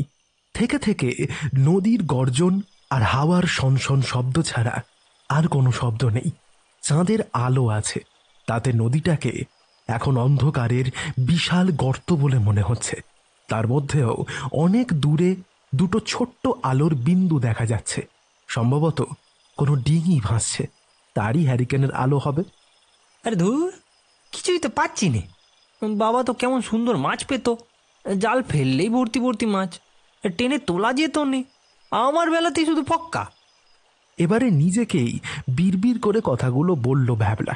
বিশাল অন্ধকার দানবটার বুকে সে একাই ডিঙা টানছে। যেমন ও ঠিক করেছিল তেমনটাই করেছে। সারাই করা ডিঙাটা নিয়ে সে নদীতে নেমে পড়েছে। ভরসা বলতে একটা হেরিকেন আর একটা মশাল। তার বাবা তাকে ঠিক যেমনভাবে শিখিয়েছিলেন তেমনভাবেই সে মাছ ধরতে এসেছে।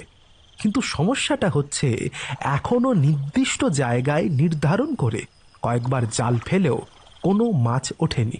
জায়গা খুঁজে বের করতে ভ্যাবলা কিন্তু কোনো ভুল করছে না। আসলে মশালের আলোতেই মাছের ঝাঁকের নড়াচড়া, জলের উপরের হালচাল দেখেই ও বুঝতে পারছে, কিন্তু জালে তারা কেউ ধরা দিচ্ছে না। ভুলটা যে কি হচ্ছে সেটা একেবারেই ধরতে পারছে না ভ্যাবলা। এরই মধ্যে বেশ কয়েকবার ভ্যাবলা তার বাবার সেই মনে খুব সাহস জোগানো কথাগুলো বেশ কয়েকবার শুনতেও পেয়েছে। সাহসও পেয়েছে, কিন্তু কোনো মাছ না পেয়ে এখন সে বেজায় বিরক্ত হয়ে উঠেছে। কিন্তু এই কিছুক্ষণ আগে বাবার গলার স্বর পেয়েই সে খেকিয়ে উঠেছিল। যাও তো, শুধু জ্ঞান দিয়ে যাচ্ছে, কাজের কাজ তো কিছু হচ্ছে না। পারলে কটা মাছ জালে ঢুকিয়ে দাও তো। বাবার গলার স্বর তারপর এখনো ও পায়নি। ধুর, আর কয়েকবার জাল ফেলে দেখি, যদি কিছু না পাই তাহলে বাড়ি ফিরে যাব। বিরক্তির সুরে বিড়বিড় করে কথাগুলো বলে ভ্যাবলা আবার জাল ছুড়ল নদীর হিল্লোলিত জলে। দড়িটা হাতে ধরে রাখল। এবারে আরেকটা ব্যাপার হলো, শেষ জালটা জলে পড়ার সাথে সাথে ভ্যাবলা একটা গলার স্বর শুনতে পেল। না, বাবার নয়, কোনো নারী কণ্ঠ বাতাসে ভেসে যেন সেই গলার স্বর আসছে ওর কানে। কথাগুলো আসছে নাকি সুরে, ওর ঠিক পেছন দিকে। এই বলি, কটা মাছ দে না রে। ছেলেবেলায় ভ্যাবলা যখন ওর বাবার সাথে মাছ ধরা শিখতে আসতো, তখন ওর বাবা মাঝে মধ্যে এমন পেতনির মতো গলা করে ওকে ভয় দেখাতেন।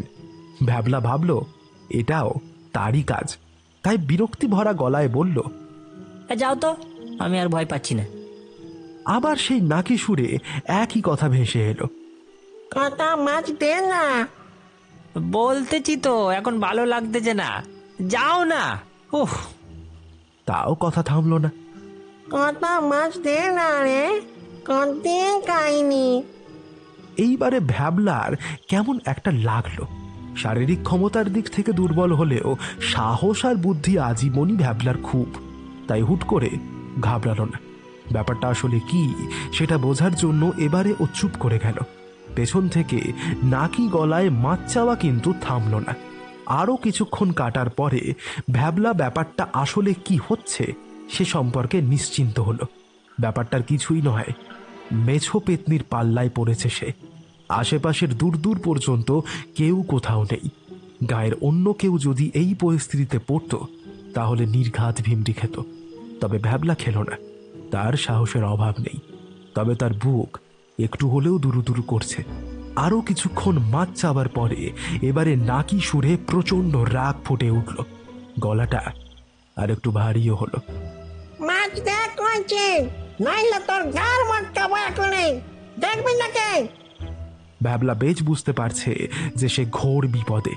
কিছু একটা উপায় না বের করলেই নয়, বেঘরে প্রাণটা যাবে না হলে। কিন্তু কি করবে সে? মানুষের সাথে না হয় যুদ্ধ করে প্যাঁচে ফেলা যায়, কিন্তু এ যে প্রেত, এদের কি বুদ্ধি বলে আদৌ কিছু আছে যে তাকে প্যাঁচে ফেলবে? কি হলোটা কি? মাছ দিবি না তাহলে? তবে দেখ। আরে থামো দেখিনি, আমি মরতেছি আমার জ্বালায়, ও এসেছেন মাছ চাইতে। মরণ দশা। ওই তো এখানে হাড়িখানা আছে, খুলে দেখ না। সে কখন থেকে জাল তুলছি আর ফেলছি, মাছ আর ওঠে না। আমি পেলে তবে না তোকে দেব। ভ্যাবলা ঠিক করে নিয়েছে, যাই হয়ে যাক, পেছনে সে কোনোভাবেই ফিরবে না। এসব পেতনিদের সে খুব ভালো করেই চেনে। পেছনে ফিরলে মুন্ডুটি দেবে ঘুরিয়ে। উল্টোভাবে বসেই ভ্যাবলা এবারে বেশ টের পেল পেছনে হাঁড়ির উপরের ডাকাটা কে যেন সরিয়ে ফেলে দিল। তারপরে আরও আর একটা শব্দ করে ডাকনাগুলো ডিঙার উপরে পড়ল। এবারে পেছনের দিকে নাকি সুরে রীতিমতো ভৎসনা শোনা গেল। এতক্ষণ ধরে তবে কি বেরেন্না ভাবতে ছিলি নাকি? হ্যাঁ, একটা মাছ ধরতে পারে না, পারিস না যখন মাছ ধরতে আসিস কেন? একেবারে অপদার্থ। ভ্যাবলার এবারে রীতিমতো রাগ হলো। মানুষ তাকে খোঁটা দেয়, হাসাহাসি করে, তাও ঠিক আছে, কিন্তু শেষে পেতনিও তাকে খোঁটা দেবে? এ তো কোনো মতেই মেনে নেওয়া যায় না। কিন্তু রাগ করেও এখন আর কোনো লাভ নেই। বাঁচতে হলে একমাত্র বুদ্ধি ভরসা। কি একবারে এলেন রে? মানে মানে আবার কি? মানে হচ্ছে আমায় যে খুব বলতেছিস তুই, যদি মাছ ধরতে পারিস তবে আমার কাছে এইছিস কেন? নিজেই ধরে খান আগে। কি সাহস দেখো ছেলের, আমার মুখে মুখে কথা কয়। দেখ তবে তোর মুন্ডটা এখনই দিচ্ছি মটকে। আরে তাম দেখিনি, শুধু গাড় মটকে দেবো, গাড় মটকে দেবো। দিবি তো দে না, কিন্তু মাছ পাবি কি? তা তো আর পাবি নে। অবশ্যই ঠিক। তাইলে কি আর হবে? তো তোর যখন এত ক্ষমতা, তুই নিজে মাছ ধরতে পারিস না নাকি? আরে বাপু, সবাই কি আর সব কিছু করতে পারে? এই যেমন তুই মাছ ধরতে পারিস না বলে মাছ পাচ্ছিস না, আমারও তেমনি বাধা আছে। কেউ মাছ নিজে না দিলে বেঁচে নিতে পারি না, তাই তো তোর কাছে এলুম। তাই বল। তা এই নদীতে আর কাউকে পেলি না, আমার কাছে এলি। আর তোকে কে বললো আমি মাছ ধরতে পারি না? আমি সব পারি। আজ মাছ উঠতেছে না তাই। এর আগে কত মাছ ধরেছি জানিস তুই? তা কি করে জানবো? তা কোন নদীতে ধরিস শুনি?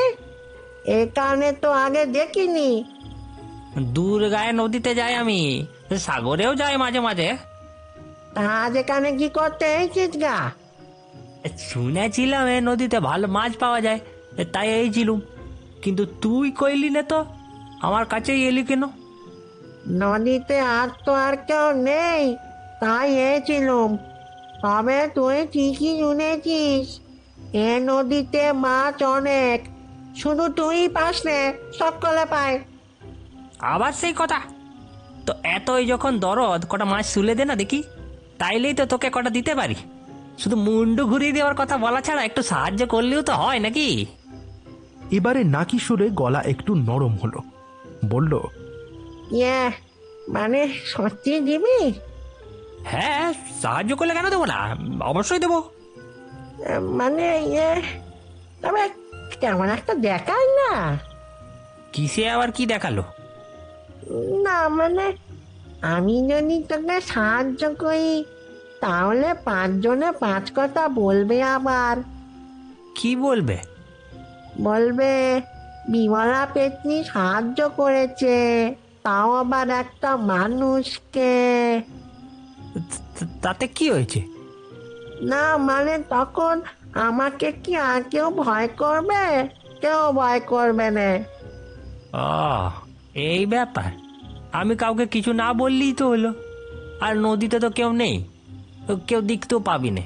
সাহায্য করলে বল, নইলে ভাগ, আমি এবার ঘরে যাব। আরে থাম থাম থাম থাম, এত ত্যাগ কিসের শুনি? তা থেকে কি করব শুনি? কাজের কাজ তো কিছু হচ্ছে না। তা কাউকে কইবি না তো? কি কইব না? এই আমি তোকে সাহায্য করতেছি। আরে না না, আমার কথার দাম আছে।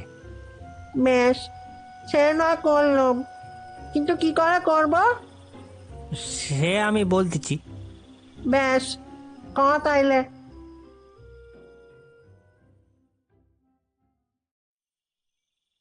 জঙ্গলের মধ্যে সেই জায়গাটা, নিধু ডাকাতের আখড়া। এখন রাতের বেলা এই জায়গাটায় অগ্নিকুণ্ডগুলো আর মশালগুলো জ্বলছে আগের দিনের মতোই। গোল জায়গাটা একই রকম আলোকিত। খড়ের ছাউনি দেওয়া ঘরগুলো, মানুষজন, ভয়ঙ্কর দেবী মূর্তি, বলির হাঁড়িকাঠ, বিশাল সেই খাঁড়া, সবই আগের দিনের মতোই আছে। তবে আগের দিনের থেকে একটু আলাদা। আলাদা বলতে আজ এখানে কোচে ছাড়াও আরও 2 জন মানুষ বেশি আছে। দুজনেই পুরুষ, আর বেশি আছে বেশ কিছু বড় বড় বস্তা। অতিরিক্ত লোক 2 জনের কথা এবারে একটু বলা যাক। দুজনেই কিন্তু আমাদের চেনা।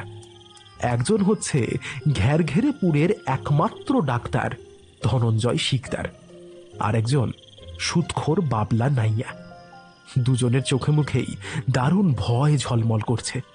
রীতিমতো থরথর করে কাঁপছে তারা দুজনে। বাবলা নাইয়াকে যে নিধু তুলে আনবে এটা ঠিক করেছিল সে তো জানাই আছে, তবে ডাক্তারের আসার হেতুটা একটু আগে থেকে শুরু করলেই বোঝা যাবে। ভ্যাবলা ডাক্তারের বাড়িতে টাকা দিতে যাওয়ার কিছুক্ষণ আগেই সেখানে এসে উপস্থিত হয় গোটা 5 হাট্টা গাট্টা লম্বা চওড়া লোক। তারা জানায় নদীর ওপার থেকে নয়নখালীর জমিদার মশাই ডাক পাঠিয়েছেন। তার বড় ছেলে খুব অসুস্থ, অনেক ডাক্তার বদ্যি করেও কিছু হচ্ছে না। জমিদার মশাই কোনোভাবে ডাক্তারের কথা জানতে পেরেছেন। তিনি শুনেছেন ধনঞ্জয় ডাক্তারের হাতের জল খেলে নাকি জমে ধরা রোগীও বেঁচে ওঠে, তাই জমিদার মশাই তাকে ডেকে পাঠিয়েছেন। কথাকানা শুনে ধনঞ্জয়ের চোখের সামনে অনেক টাকা ভেসে ওঠে। নদীর ওপারের নয়নখালীর জমিদারের নাম সে অনেক শুনেছে। তিনি নাকি সোনার তৈরি সিংহাসনে বসেন।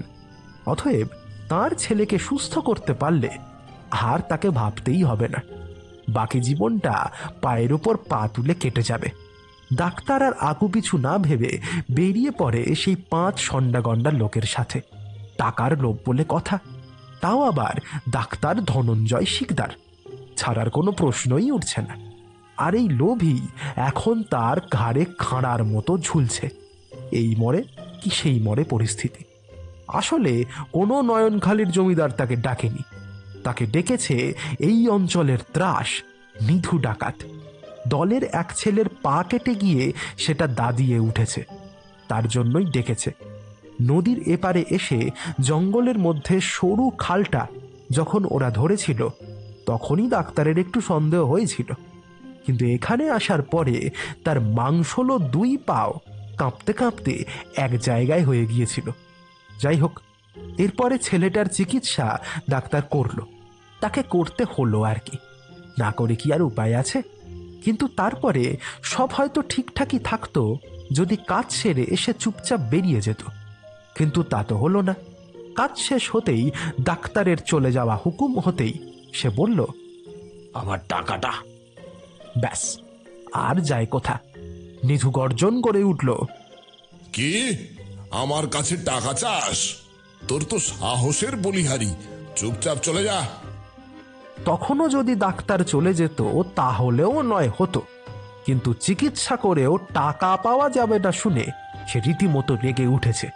তাই হঠাৎ সব ভুলে সেও গর্জন করে বলে ফেলল, ওষুধ নিয়ে টাকা না দেওয়া মহা পাপ। আমি ধনঞ্জয় ডাক্তার, চলে গেলে সব মহামারীতে মরবি।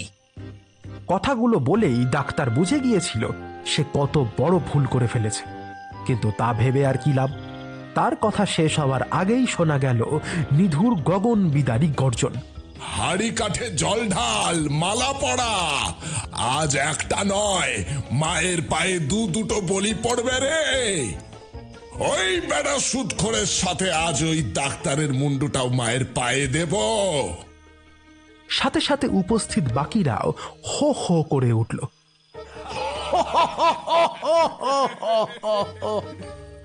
নিধুর কথা মতোই কাজ হলো, আর সেই সাথে সন্ডা মার্কা গোটা 5 ছেলে এসে চেপে ধরল ডাক্তারকে।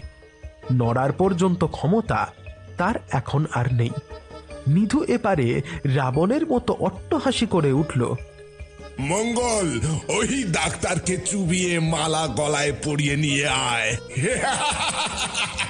জয় মা।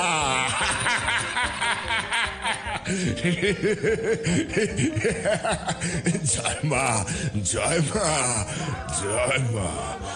মঙ্গল ডাক্তারকে প্রায় চ্যাংদোলা করে নিয়ে চলে গেল। নিধু আবার চেঁচিয়ে উঠল, ওই বেটা সুদঘোরটাকে এবার হাড়ি কাঠে চড়া। মা আমার আর যে অপেক্ষা করতে পারছে না।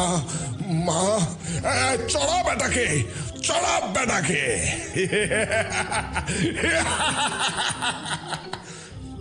জয় মা।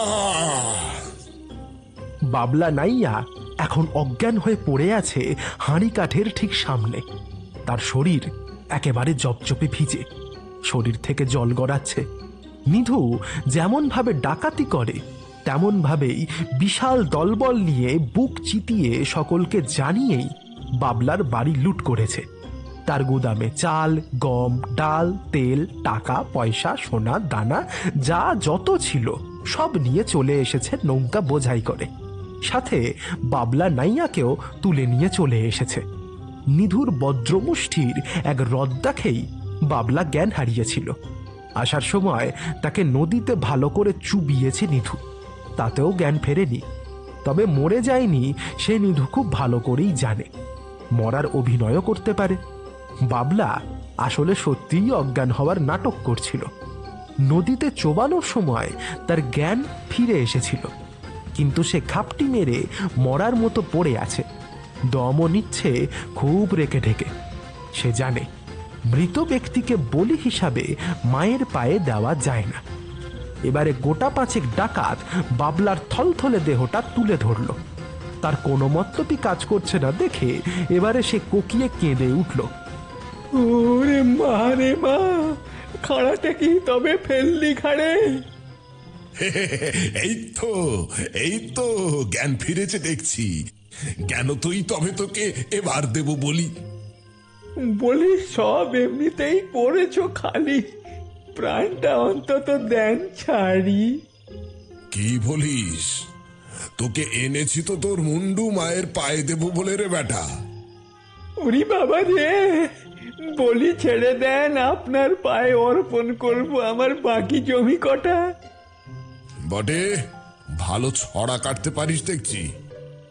ও আমার জন্মগত, তাতে আমার আর দোষ কি? ইতিমধ্যে বাবলাকে ধরে তার মুন্ডুটা হাঁড়ি কাঠে ঢুকিয়ে দিয়ে শিকল টেনে দিয়েছে ডাকাতরা। কথায় কোনো কাজ হচ্ছে না দেখে এবারে সে গলা ছেড়ে কাঁদতে শুরু করলো। নিধুর ভয়ে যদি তার সামনে কেউ কাঁদে তাহলে ওর ভারী মজা লাগে। নিধু দুহাত তুলে লাফিয়ে উঠে হো হো করে হেসে উঠল। ভয় পেয়েছে, ভয় পেয়েছে, ভয় পেয়েছে, ভয় পেয়েছে, সুদখোর বেটা ভয় পেয়েছে। বেশ, তোকে ছাড়তে পারি। দেখি একখানা ছড়া শোনা। বাবলা নাইয়া আর কোনো উপায় না পেয়ে বাঁচার শেষ চেষ্টা করে বলল, দেখছি চেষ্টা করে, ছড়া তো তেমন নেই জানা।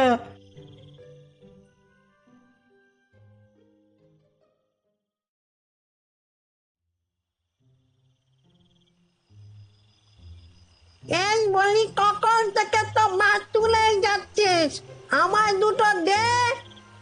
আরে বাপু থাম দেখিনি, কাজের দিকে খেয়াল নেই, শুধু খায় খায়, কাজে মন দে। কাজ তো তখন থেকে করেই যাচ্ছি, এই কোন করে ঠান্ডায় গলা পর্যন্ত জলে চুবে আছি। মরণ দশা, মরার পরে ঠান্ডা লাগে নাকি? মাছ দেবো বলেছি যখন ঠিক দেব। রাত এখন আরো বেশ কিছুটা বেড়েছে। ভ্যাবলার মন এখন দারুণ খুশি। সে অনেক মাছ পাচ্ছে, ওর বুদ্ধি কাজে দিয়েছে। বাবার কথাগুলো সত্যিই ভুল নয়, বুদ্ধি থাকলে সত্যিই উপায় হয়।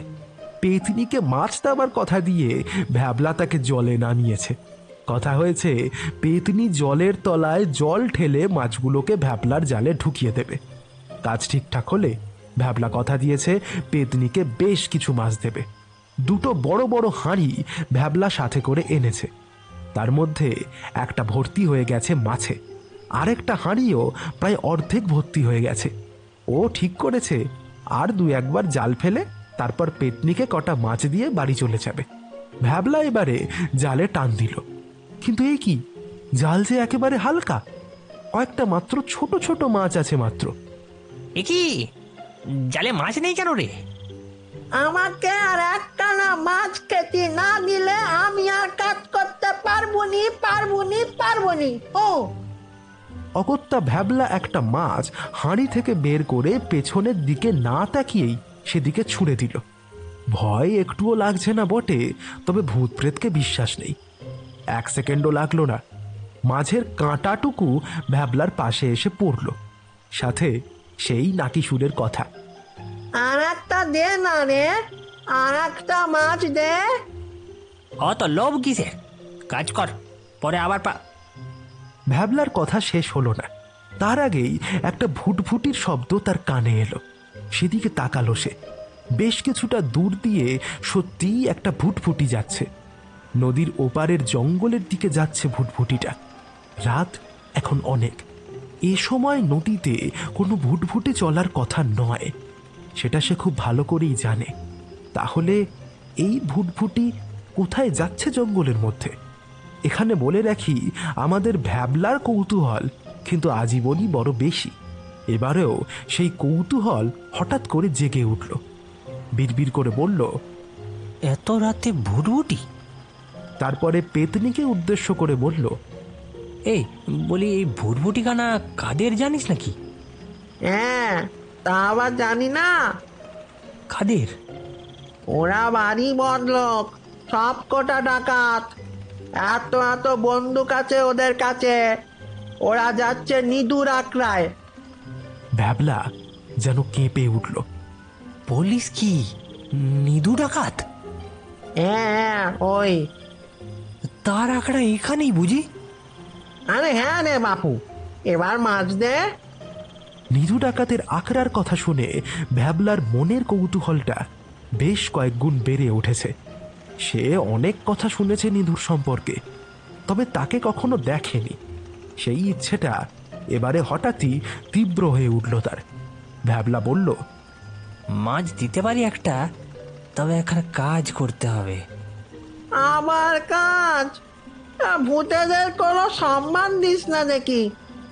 তা এতই সম্মান যখন, নিজেই মাছ ধরে খা। এই দেখো আবার রাগ করে। আমি করবনি বলেছি। তাহলে চুপচাপ নিয়ে চল দেখি, খড়খড় নিয়ে চল, চোখের আড়ালে চলে যাচ্ছে। চিন্তা নি, আমি আঁকড়াটা চিনি, ঠিক নিয়ে যাচ্ছি। ভ্যাবলাকে আর কিছু বলতে হলো না। ও শুধু বুঝতে পারলো ওর ডিঙাটা পেছন থেকে হঠাৎই কে একটা ধাক্কা লাগালো, আর তারপরেই প্রায় হাওয়ার সাথে কথা বলে সামনের দিকে ছুটতে শুরু করলো ডিঙাটা। শোনো হে, শোনো সবে, শোনো দিয়া মন, আজ এই মধ্যরাতে করি নিধু ডাকাতের ভজন। প্রচন্ড রাগী সে, দেহে পালোয়ান, তার রদ্দি খেয়ে বাবলা হলো যে অজ্ঞান। জবা ফুলের মতো চোখ দুটি, তার মাথায় ঝাঁকড়া ঝাঁকড়া চুল, তার সামনে পড়ার মতো করো না গো ভুল।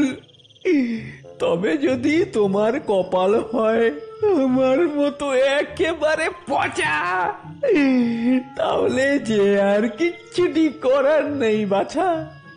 যতই তোমার থাকুক টাকা, থাকুক যতই সোনা, নিধুর সামনে চলবে না গো তোমার কোনো মানা। এই যে আমি ভেবেছিলে মরবো সোনার তৈরি খাটে, শেষে আমায় মরতে হচ্ছে এই হাড়ি কাঠে। আর বলতে পারল না বাবলা, তার গলা একেবারে শুকিয়ে এসেছে। পাশেই নিধু বিশাল খাঁড়াটা ধরে দাঁড়িয়ে আছে, যখন তখন জয়মা বলে কোপ বসিয়ে দেবে। এমন অবস্থায় ছড়া কি হয়? বাবলার গলা ফেটে এবার একটা হাহাকার বেরিয়ে এলো। হাউমাউ করে কেঁদে উঠল সে। সামনে দাঁড়িয়ে থাকা ডাকাতের দল কিন্তু হো হো করে চেঁচিয়ে উঠল। ডাক্তার ধনঞ্জয়কেও ঘেঁটি ধরে ভালো করে চুবিয়ে একটা জবার মালা পরিয়ে নিয়ে চলে এসেছে মঙ্গল। ডাক্তার এখন থরথর করে কাঁপছে ঠান্ডায়, হাঁচিও শুরু হয়ে গেছে। সে জানে বাবলা নাই আর পরে তার বলি চড়ানো হবে। ভেবেই ওর বুকের ভেতরটা ফাঁকা হয়ে যাচ্ছে। বাবলার ছড়াটা শুনে ওর মন খারাপ হয়ে যাচ্ছে। সে এখন বলছে, হায় রে, যদি লোভটা একটু সামাল দিতুম তাহলে আর মরতে হতো না। লোভে পাপ, পাপে মৃত্যু কিনা। আমি সবাইকে প্রশ্ন করছি, তোরা কি বলিস? একে কি ছেড়ে দেওয়া হবে নাকি বলি দেওয়া হবে? বাবলা সেটা শুনে আরো জোরে কেঁদে উঠল। জয় মা! আজ তবে এই বেটার মুন্ডুটাই প্রথমে দেব মায়ের পায়ে, তারপরে ওই ডাক্তার বেটাকে, তারপরে আমাদের কাজ শুরু হবে। আমাদের বন্ধুরাও বন্দুক নিয়ে চলে এসেছে। এখান থেকেই আমরা ভাগ হয়ে বেরিয়ে যাব নানান দিকে। তারপর ওই সব বন্দুক বিক্রি করে 1 মাস পরে এখানেই ফিরে আসব। আমাদের হাতে আসবে অনেক অনেক টাকা, অনেক টাকা। সবাই সবাই তার ভাগ পাবে, সবাই। সকলেই হো হো করে উঠল। নিধুর জয় জয়কার শুরু হলো। কোচেও আছে এখানে, তার মন খুব খুশি। বাবলার বাড়ি থেকে লুট করা টাকার মধ্যে থেকে তাকেও ভাগ দেবে বলেছে সর্দার। তাছাড়া তার আরেকটা ইচ্ছাও পূর্ণ হচ্ছে, ওই বেটা টাকার পিচাস ডাক্তারটা এবার মরবে। নিধু এইবারে জয় মা বলে খাঁড়াটা মাথার ওপরে তুলল। বাবলা আরো জোরে কেঁদে উঠল। ডাক্তার একেবারে নিশ্চুপ।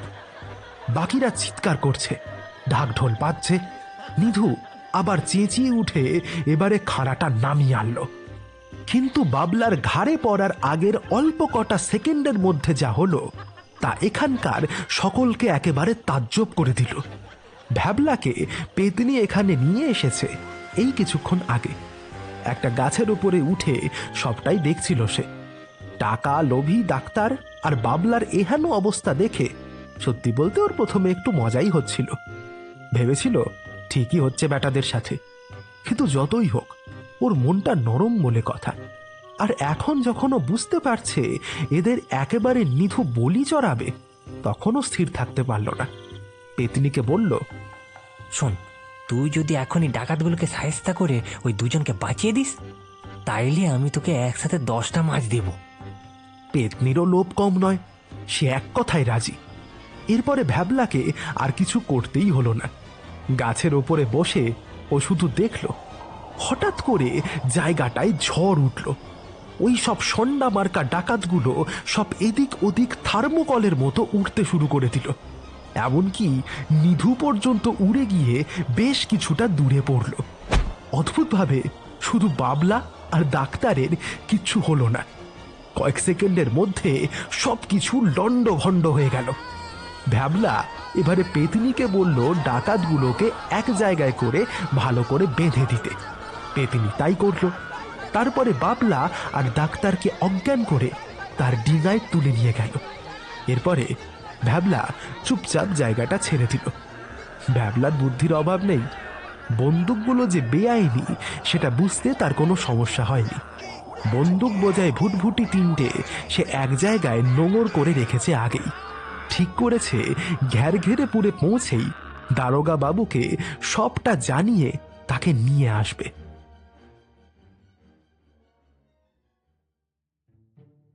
ব্যাপারটা হয়তো এখানেই শেষ হতে পারত, কিন্তু সেটা হলো না। ঘেরঘেরেপুরে পৌঁছে ভ্যাবলা পেতনিকে বলে বাবলা আর ডাক্তারকে নদীর পাড়েই শুইয়ে দিতে বলল। সে তাই করল। কথা মতো ভ্যাবলা হাঁড়ি দুটো নামিয়ে 5টার জায়গায় 10টা মাছ পেতনিকে দিল। তারপরে এগিয়ে চলল নিজের বাড়ির দিকে। পেতনিটা 10টা মাছ চোখের পলকেই সাবার করে দিয়ে আবার ভ্যাবলার পেছনে ধরল। তার আরও মাছ লাগবে। তবে ভ্যাবলা এইবারে আর মাছ দিল না। চুপচাপ সোজা চলে গেল নিজের বাড়ির দিকে। সে বাড়িতে ফিরতে মাছের পরিমাণ দেখে ভ্যাবলার বউয়ের তো চক্ষু চড়ক গাছ। সাথে সে দারুণ খুশিও হলো। ভ্যাবলা তাকে কটা মাছ ভাজতে বলল। সাথে সাথে সে সেই কাজ করতে চলে গেল। তবে বেশিক্ষণ কাজ করতে পারল না। রান্নাঘরে গিয়ে মাছ ছাড়াতে বসেই জানলার বাইরে থেকে নাকি সুরের গলাটা তার কানে আসে। এই বউ, কটা মাছ দে না রে। পার্বতী প্রথমটায় তেমন একটা কান না দিলেও পরপর বেশ কয়েকবার ডাকের পরে তার টনক নড়ে। ব্যাপারটা বুঝতে সময় লাগে না তার। ভয়ে কুঁচকে যায় সে। ছুটে বেরিয়ে যায় রান্নাঘরটা থেকে। সোজা গিয়ে জানায় ভ্যাবলাকে। বলি, শুনতেছ? শিগগিরই মাছগুলো ফেলে দিয়ে এসো গে, ওতে পেতনি নজর পড়েছে। ভ্যাবলার বুঝতে কোনো সমস্যাই হলো না ব্যাপারটা আসলে কি। কিন্তু এত বুদ্ধি লাগিয়ে মাছগুলো সে ধরেছে, সেগুলো এমনিভাবে ফেলে দেওয়ার কোনো প্রশ্নই উঠছে না। দাঁড়া, আমি দেখতেছি।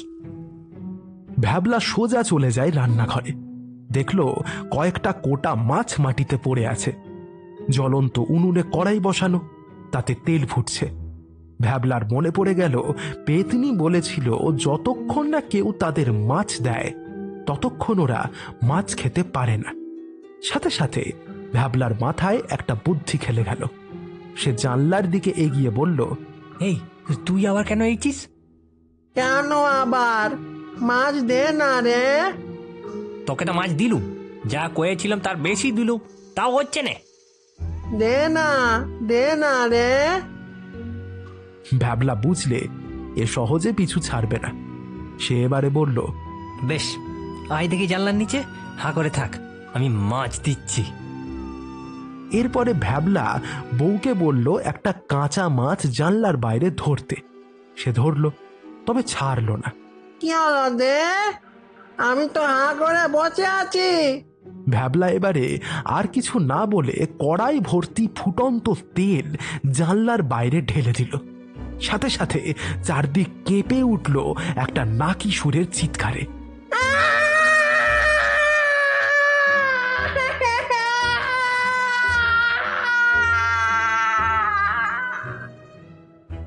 দিনের আলো ফুটলেই ভ্যাবলা সোজা চলে গেল দারোগা বাবুর কাছে। সেখান থেকে সোজা নিধুর ডেরায়। তাদের যা হাল হয়েছিল, পালানোর ক্ষমতা ছিল না। একেবারে বামাল সমেত ধরা পড়ল। শুধু কি তাই, ভ্যাবলার বউ রান্নাঘরের পেছনে গিয়ে দেখল জানলার কাছের পেছনে একটা কালো কুচকুচে কাক পুড়ে পড়ে আছে। ছেলেবেলায় মা ঠাকমার কাছে সে শুনেছিল বটে, পেতনি মরলে কাক হয়। এবারেও দেখে নিল। এই ঘটনার পরে ভ্যাবলার আত্মবিশ্বাস অনেকটা বেড়ে গেছে। সে এখন রোজ মাছ ধরতে যায়, অনেক মাছও পায়। না, পেতনির সাহায্যে নয়, নিজের দক্ষতায় ধরে। অত বড় একটা ডাকাত দল সাথে অস্ত্র ধরিয়ে দেওয়ার জন্য সরকারের কাছ থেকে পুরস্কারও পেয়েছে। গায়ে এখন তার বেশ নাম ডাক, কেউ আর তার উপর হাসে না। তবে ভ্যাবলা কিন্তু বদলায়নি, সে একই রকম আছে। তবে ভুলভ্রান্তি আগের থেকে এখন তার কমই হয়। যাই হোক, আসুন এই পেতনি দুটোর কাছেই আবার ফিরে যাওয়া যাক। ওরা তো এখন কথা বলছে। বাবা, কম কি গো দিদি, এ তো বিরাট কাণ্ড। তাইলে আর কইছি কি, তাই তো কইছি, যাই করিস বাপু, লোভ বেশি করিস নে, করলি তো মরবি। লোভে পাপ আর পাপে মৃত্যু। আর এই ভ্যাবলার পিছনেও লাগিস নে, খুব বুদ্ধি ওর। সে আর বলতে দিদি, এখন যা দেখিনি আমার বড় মাথা ধরেছে। দেখি ও পাড়ার পিসে মন্দির কাছে একটু যাই। যা যা, পালা এখন। আচ্ছা দিদি, আজ তবে চলি। থাক, আজ আর মাছ কে কাজ নেই, দেখি আর কি পাই।